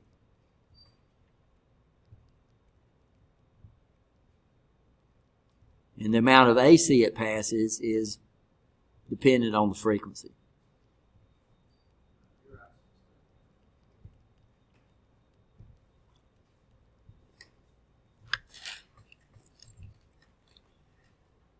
So that means the higher the frequency, and this is why your amplifiers are rated at a low frequency and a high frequency.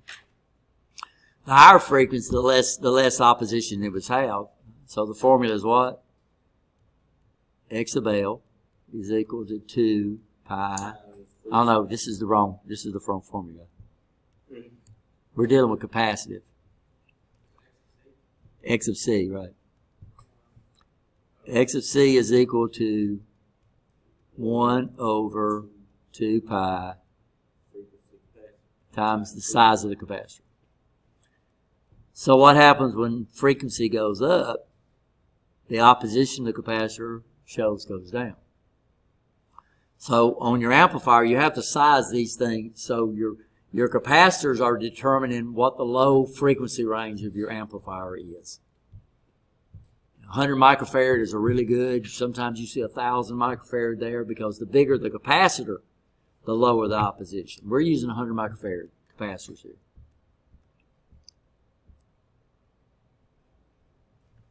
And this is 100 microfarad too. So that basically means 99.9% of the AC flows this way. Maybe 1%, 0.1% goes through the resistor. But that's not going to be enough to affect the bias, right? You understand that? But now our gain is no longer going to be this formula right here because I just bypassed what? The AC signal just bypassed RC.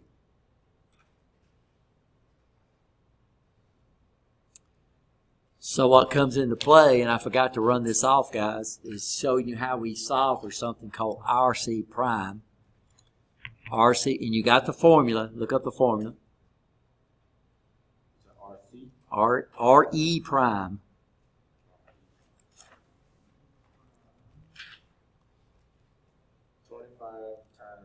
Not just 25. Read it real good.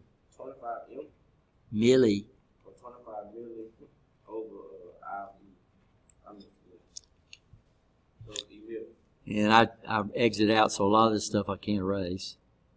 Let's see what I can erase. 25 milli. No, I can't. Dang it. No, it's going to erase everything. I'm not going to redraw this. So what do we calculate IE to be? I'll just use a different color.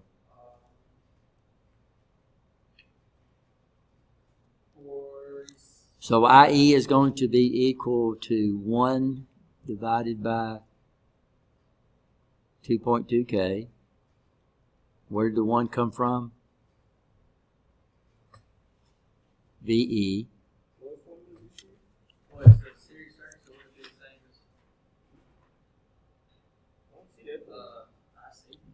same as IE has been calculated, huh? So what IE be the same as IC? Yeah, but the formula says 25 millimolts over IE, so we could use IC also because we're using the same one. But the formula is calculating how much current is going this way. And what it's using is using RE prime is sitting right there. So your AC sees RE primes all the time. But what is RE prime? So RE prime, so what is IE or IC? What did we come up with that?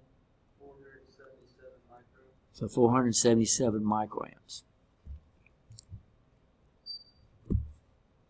So according to our formula, RE prime would be equal to 25 milli, 25 Rich, milli divided by 477 micro. So RE prime would equal to approximately what? 5244.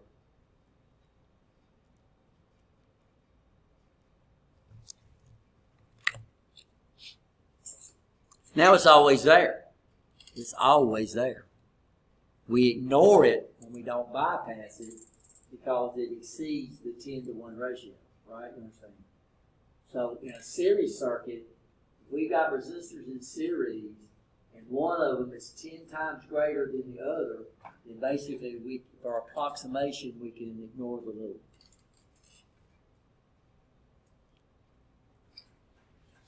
But when we go to an AC circuit, we're going to ignore this guy because it's being bypassed, and we're going to use RE prime. So AV, when we bypass it, is going to be equal to our output resistance, which is 4,000 what? 48 divided by 52.1.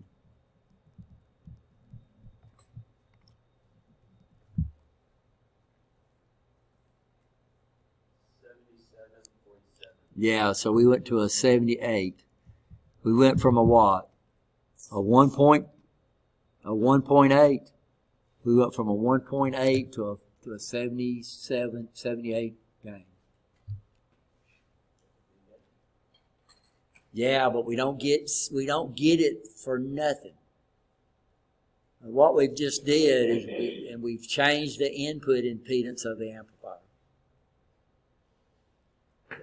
So now we're not going to use this guy right here to calculate the input impedance. We're going to use RE prime. So we'll do it both ways just to get you a little feel of what we lose. So we're not getting something for nothing. You would think, heck, why don't we bypass everything to get this real high gain? Well, the problem is that you change something. You change the input impedance of the amplifier. You don't change the output impedance, you change the input impedance. It's going to drop down. So this is unbypassed. So let me bring my scope back up and see if we're saturating. So this is our output right now.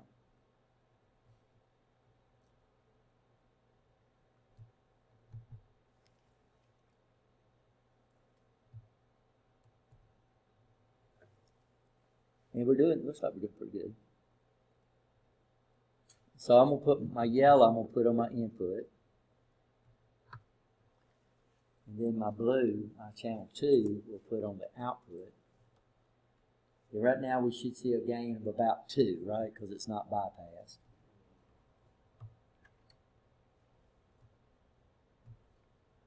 Let me use one of these so I don't jet my components out.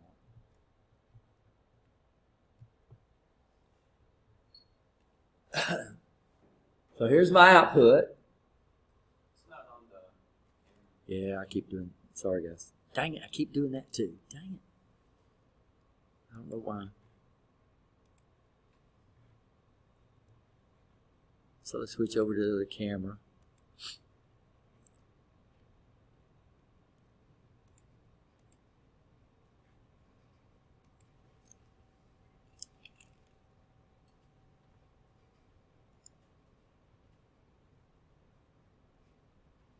So there's my input, and there's my output. And we'll spread it out too. Now notice they're exactly 180 degrees out of phase. That's one of the characteristics of a common emitter. The input and the output are 180 degrees out of phase. Why? Because we're taking our output across the transistor. So when the input goes up, the transistor turns on, its opposition goes down, the voltage drop across it goes down. So on my input, let's try to set it so it'll be a little easier to get. So let's try to put, so I have 1 volt per division on my input.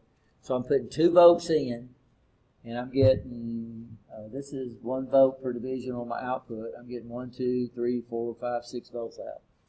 So we're getting a gain a lot better than 2. So we're actually getting a gain of 6, right?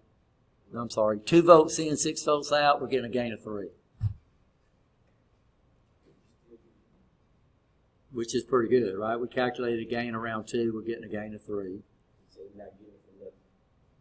But now I'm going to come over here and I'm going to bypass this thing, and what's going to happen is we're going to have to lower our voltage way down, because watch as soon as I bypass it. So here's my bypass capacitor. I'm going to bypass my emitter resistor, which is the 2.2K, right?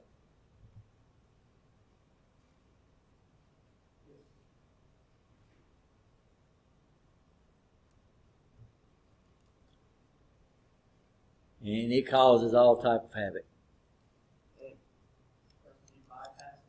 Yeah, what happens is we're flat overdriving this thing. So what I'm going to have to do is I'm going to have to take my input signal and I'm going to have to turn it way down.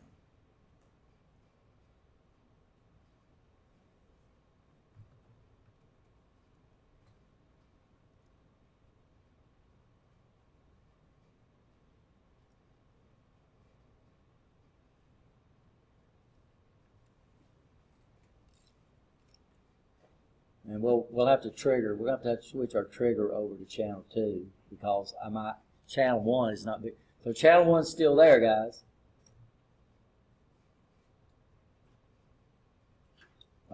Something just happened.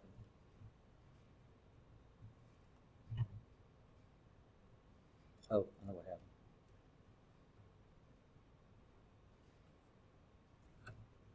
I lost my ground on my.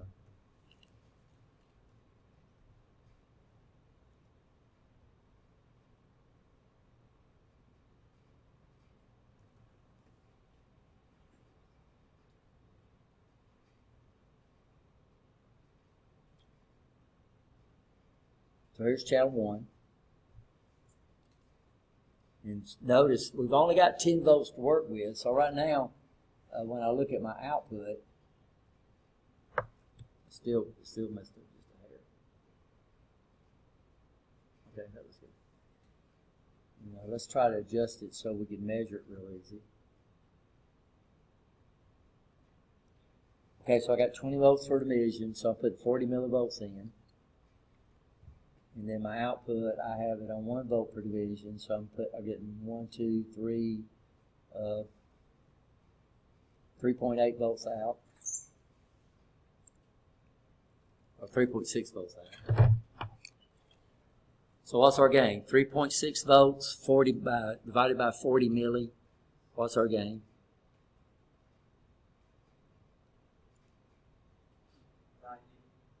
90. We calculated what?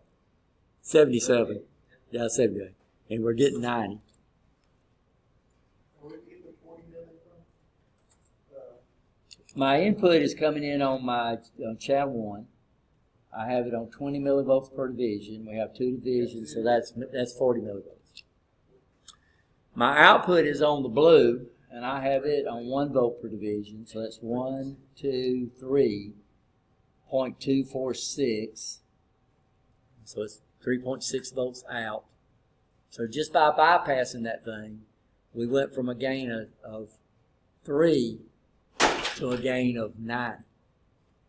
We calculated 77, so you can see that's just a guesstimation, right? You understand?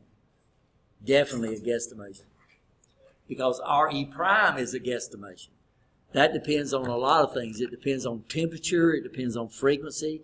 So that 25 millivolts over RE prime is definitely an approximation. So you're going to expect it to be around that. So we're getting a gain of 90 out of this thing. By the way, this is just garbage. That is not on the signal. If this was truly on the signal, then it would be on my output. But see, my output is nice and clean. This is just garbage that the scope is picking up because I've got it turned down so small. I got 20 millivolts per division. It's picking up all kind of stuff. I thought I could affect it, but no.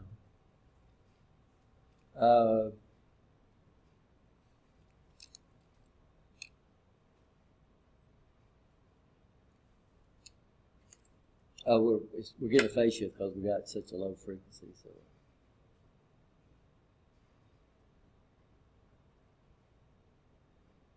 Yeah, that cleans it up a little bit, right? Output's a little more distorted, so I probably need to turn it down a little more if I can. Now, watch what happens when I start driving it. So this is my input. Now, what can my output go to? Well, the maximum my output can go to is 10 volts, right? And it never achieves that. So ours is biased toward cutoff. So what we'll know is when I bring my input high enough, the top will be clipped first. And this is distortion.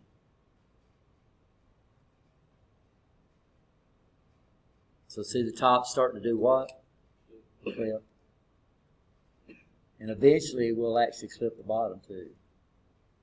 So that would be distorted, right? So what I've done is I've literally overdriven the amplifier. I put too much stereo in it, right?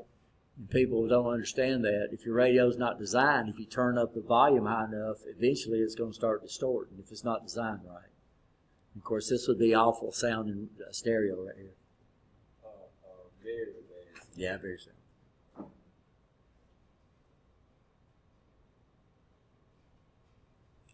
And the gain is so dang high, but the input signal that I'm putting in is almost nothing. So let's see what we can figure out. So we're in our charts, 34-2. What's RE? That's actually RE prime. We came up for it being what, 50 what? We're at 34-2. It was 34-3 is the chart that we're in. It was 52.4. 52.4. Our calculated gain, AV, would be 77. What did we measure? 90. We measured 90. We calculated what? 78. So it's 90. VC out, let's try to get 10 millivolts. I don't know if we can get 10 millivolts, guys. We'll try.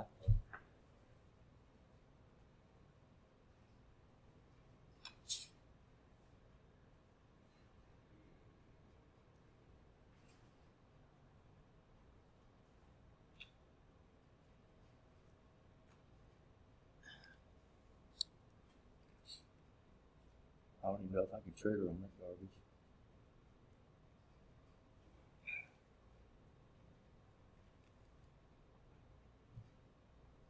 It looks like something's happened to our amplifier.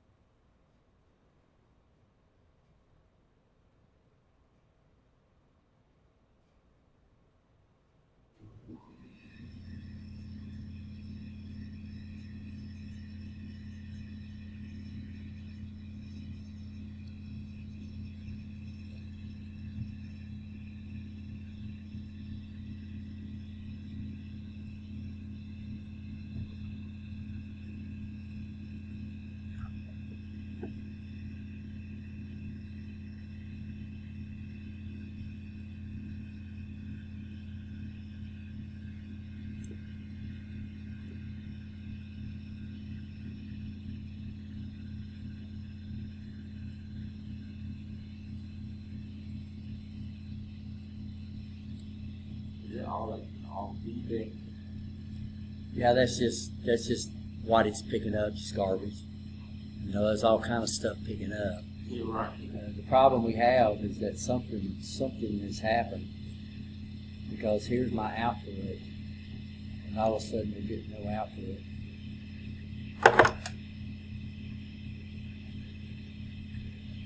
Here's the output here. Here's the input.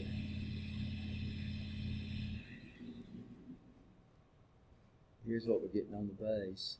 Oh. Ace troubleshooting, guys. Well, no, we're still not getting anything on output. This is what we're getting on the base. And this is what we're getting on the emitter. So right now we're not getting anything on the emitter because it's being bypassed, right? So this is what we're getting on the emitter. What I've done is took out the bypass capacitor. So notice what we get on the base is what we get on the emitter if it's not bypassed. As soon as I come over and bypass this, it's going to drop down to almost zero because we're bypassing the resistor.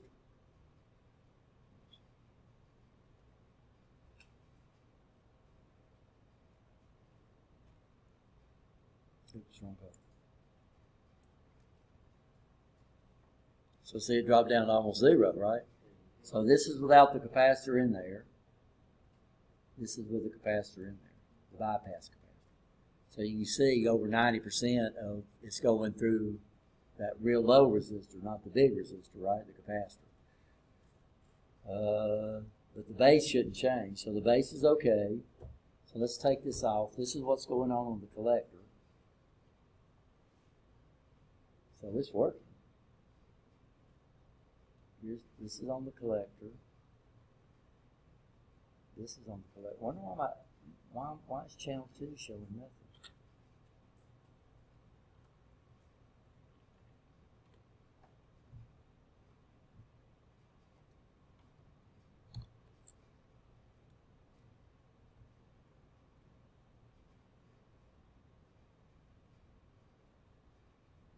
So,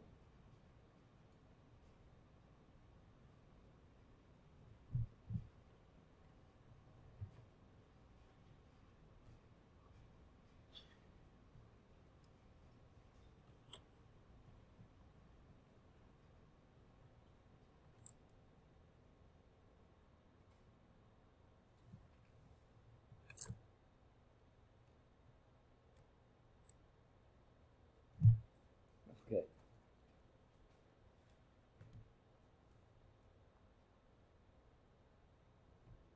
So that's the base. That's what we're putting in. And here is our output across our load. You can't trigger that? Probably. We'll have to figure out which one we're triggering on. See if we can find something inside the input. So let's change over to channel 2. Because it's got a lot better signal, right?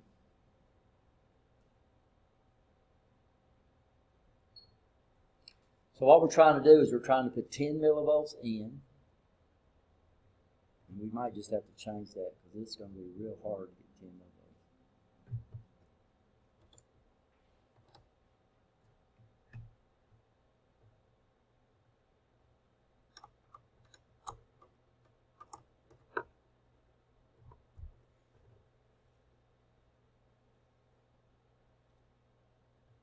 So I got it on 5 millivolts per division, so I'm going to try to get 2 divisions, right? So I can't get it with this pot. So let's change that over. So the best we can do is this pot.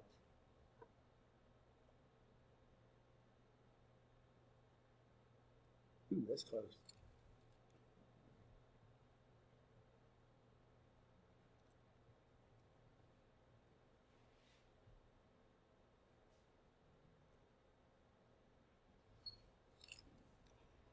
So we're getting around 5 millivolts per division. What we're getting about 15 millivolts. Okay, so we need to change that. And then here's our output. So 15 millivolts in, we're getting, if I can keep it triggered.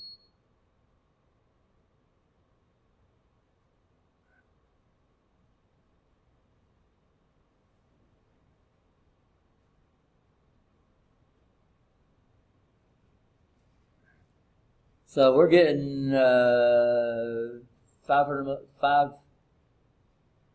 Something's going on. Oh, it's not bypass.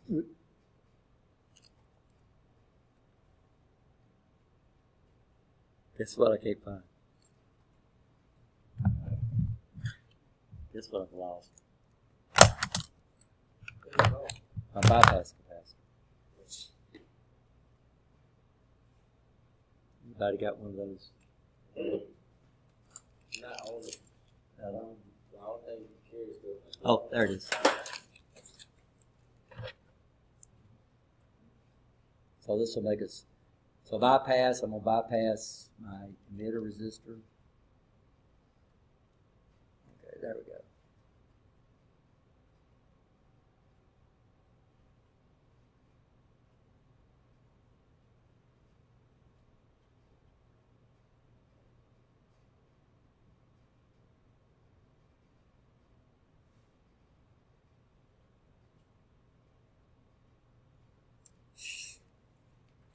We'll use 15 millivolts then. That's just, no, it's not 15, it's about what, 12? That would be 10, 2, 4, 6. About 16 millivolts in. That's the best I can do, guys. And what are we getting now? I have it on 200 millivolts per division now.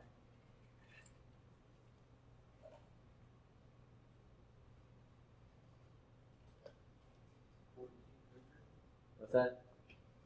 1.4 volts. Everybody agree with that? Hey, so you got that good. Huh? That's kind of the volts per division. Yeah, so 200 millivolts per division. You can do it two ways. You can come over and count the number of divisions. 1, 2, 3, 4, 5, 6, 7.2. And then you can multiply it by that. Right? Or we can count in twos. 200, 400, 600, 800, right? 1, 1.2, 1.4, right? It'll be about what, 1.42, about 1.44. 1.44.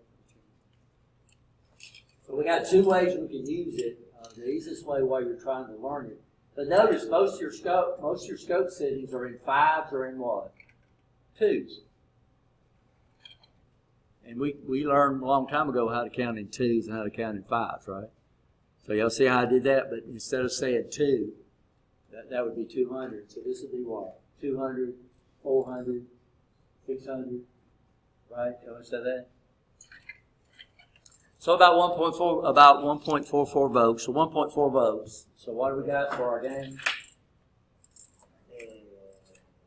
1.4 divided by 16 million. It's the best we could do. We couldn't get 10. Is that still not? Huh? Yeah, about 90. This is this guy. This is the best we could do. We were supposed to get 10 milli, so you need to mark that out. Put 16. And why is that? Because we couldn't get 10. So here I've got. Let me do this because I'm recording this. We've got it on 5 millivolts per division. So this would be what? It's more than that. I'm sorry, guys. I counted it wrong. 5. Yeah. So this would be 5, 10. 15 would be right there. So it's. Yeah, well, what, about 13. And that's the best we can do. So it actually, again, is going to be about 90. So good call, guys. What's our gain? Yeah. And we calculated what? So when we did the 25 milli, when we did the 25 milli over 477 micro, we came up with a calculated gain of 77. And we actually measured what? 90. And we can't do anything. You can tell the input is clean because the output is clean. But this is just stuff my scope is picking up because we got it turned down on such a small signal. And we got a lot of, I don't know if y'all can see it. Can y'all see it? Can y'all see it actually change a little bit when I bring my hand in there?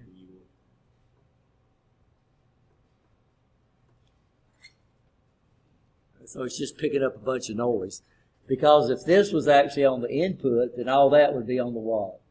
All that would be on the output. So it's not actually there. It's just that we got the scope turned down so small, it's picked, and we got all this wiring out here on this thing. It's picking up, all that wiring is just picking up this garbage. It's not actually there.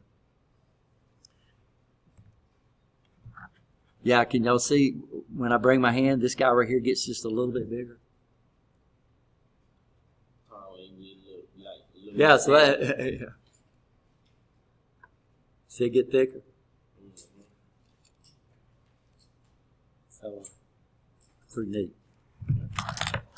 So, VC, and by the way, it's lowercase, by the way. VC equals V out, so that would be, notice anytime we put lowercase, it means it's the AC signal on the collector. So this blue one would be the AC signal on the collector. And so we got what, and we're going to put peak to peak. We could calculate RMS, but we're going to put peak to peak. So what did we come up with? Yeah, volts peak to peak, right? That's 1.4 over 13 minutes. No, that's the gain. That's AV. Okay. So what we did is we marked out the 10 millivolts and changed it to 13 millivolts, right? And then RE prime, we came up with 50, what was the ohms on RE prime? 2.4. Yeah, RE prime. Then we calculated AV, so our computed AV was 77. And what did we measure? 90, right? My VC is what we just measured there. So what was my VC for 13 millivolts in? 1.44. Now we need to figure out what REN is going to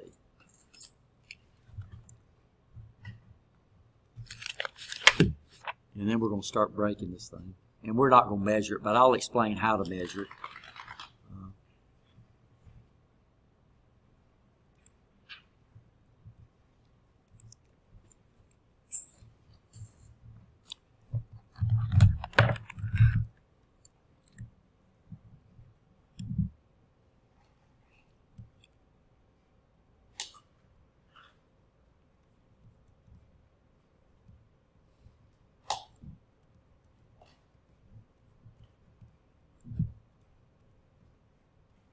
This is AC input impedance. This is not what our DC sees. This is what our signal sees.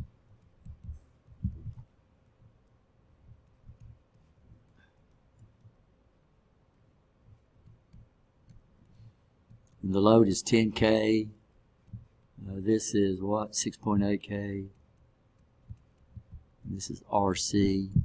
This is 2.2K. This is RE. This is 47K. This is R1. And this is 10K. This is R2. So what our input sees is it sees this circuit right here.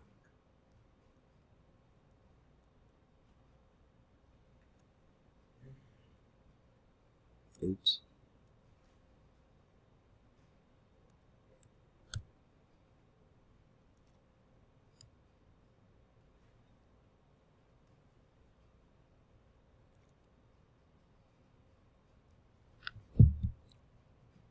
Dang it, Rich.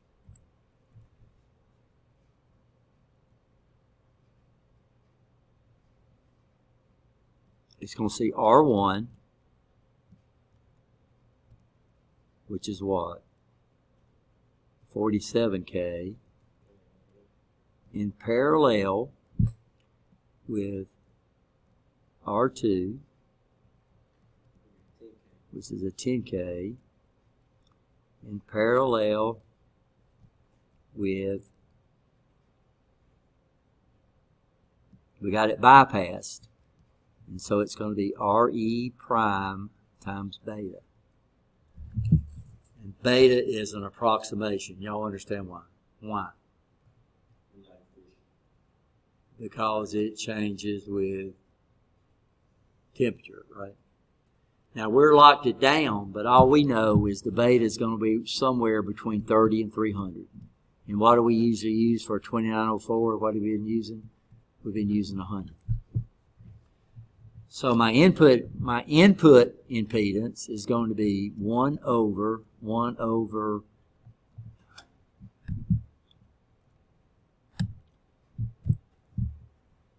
47. Dang it, guys. I keep losing my pen. 1 over 47K plus 1 over 10K plus 1 over, you'll have to do this one first because you got to multiply it. What was our RE prime? 52.4 times 100. And we chose a beta that's in the center, right?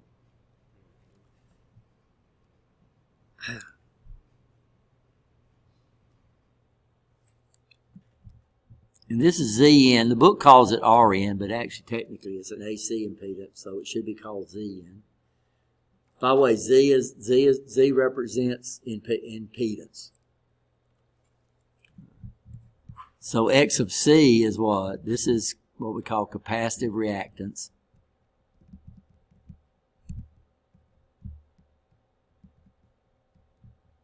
It's nothing that you have to remember in this class, but that's that x of c is equal to 1 over 2 pi fc. Then you have x of L, which we call inductive capacitance.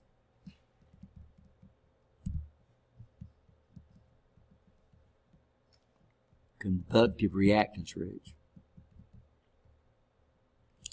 And this is x of L is equal to 2 pi FL.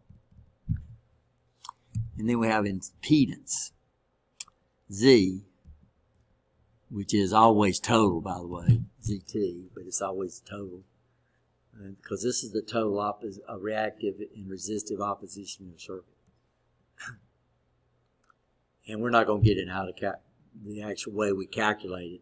Since all these are resistors and we're ignoring the capacitors because their opposition is so small, we'll just use the R, but it should be called Zn because this is an AC opposition, right?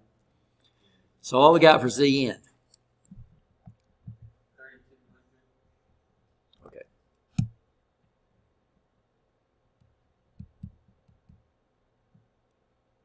3.3, okay. 3.2. Okay. So that's with this bypassed. Let's recalculate the input impedance without it bypassed. So Zn would be equal to 1 over 47K plus 1 over 10K plus 1 over 100 times 2.2K. Can y'all see that, or I need to make it a little better?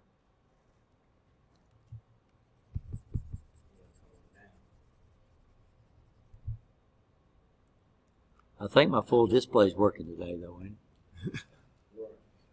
I don't know what was causing it to cut off. So Zn, and this is not bypassed. We're talking about the collector resistor. It's going to equal to 1 over what?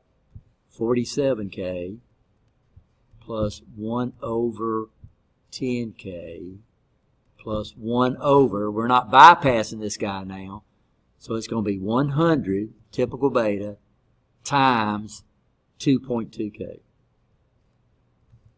So what's Zn now?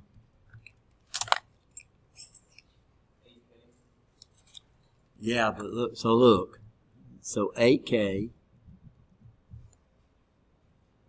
So what happened when we bypassed? What did we sacrifice? We sacrificed input impedance. And what are we looking for? We're looking for impedance matching. So normally what you would do, like on your car antenna has a pretty high impedance. So we would want to feed that. The first amplifier we would have would need a high impedance on it, right? You understand that? So normally what we do in audio is we go through several stages. We start off with a circuit that's got a high impedance because our source is going to have a what? It's going to have a high Z. And then we start moving through it and we start changing the impedance. And we want the output of this, we want the input of this amplifier to come as close to matching the output impedance of that amplifier, and vice versa. Now over here, when we hit our speaker, we want an extremely low output impedance, and we don't get that from a common emitter amplifier. So a common emitter amplifier would, we're not going to say you'll never see it driving the speaker, but you'll almost never will. So we got to have an amplifier that has an extremely low output impedance, and it's not a common emitter. In fact, this guy will probably be even an FET amplifier, which hopefully we'll have time to discuss. And then once we get here, these will come into bipolar junction transistor amplifiers because they can handle a lot of power. So normally we go through stages. All your trim controls are back here. So all your balance, your fade, what do they call that? Your bass, your tones, they'll be back here where the signal is still very low and it don't have a build high output.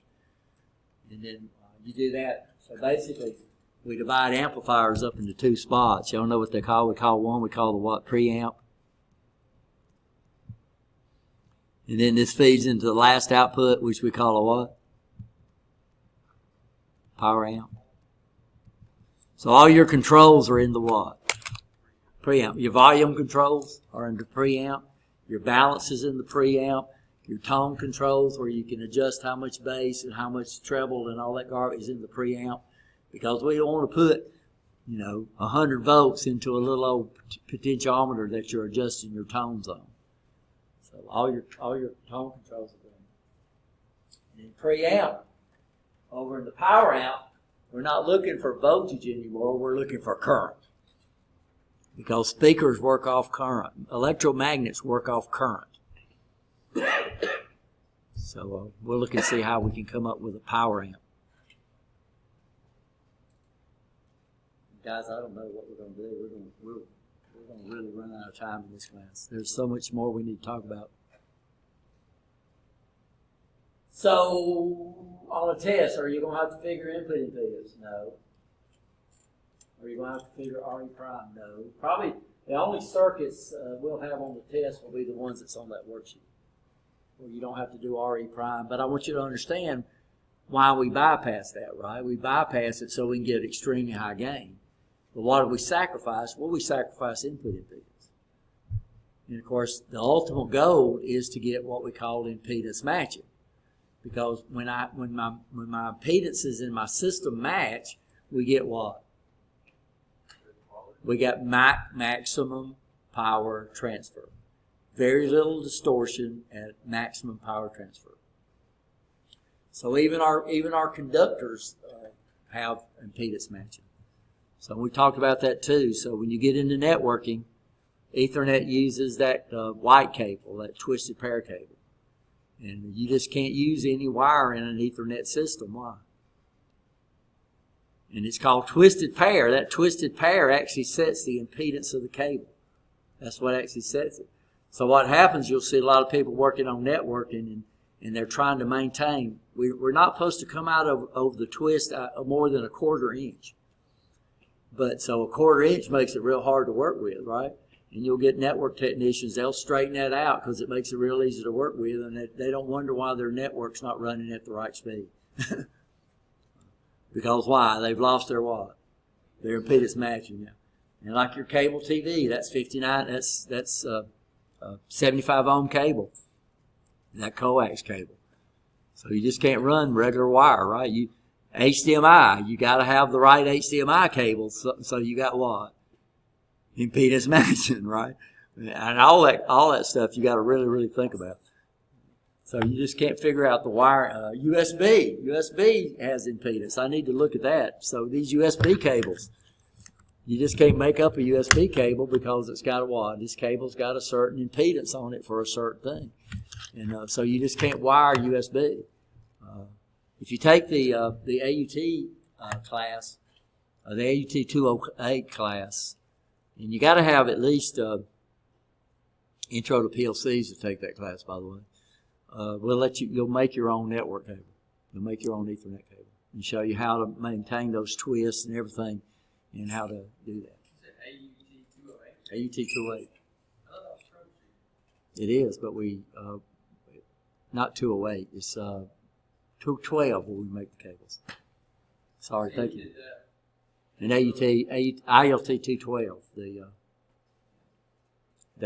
we call it PLC 3. But you need to have at least PLC 1 to take that class. AUT 208 is troubleshooting. So any questions on this? Very impressive, right? Y'all know Dr. Crawford?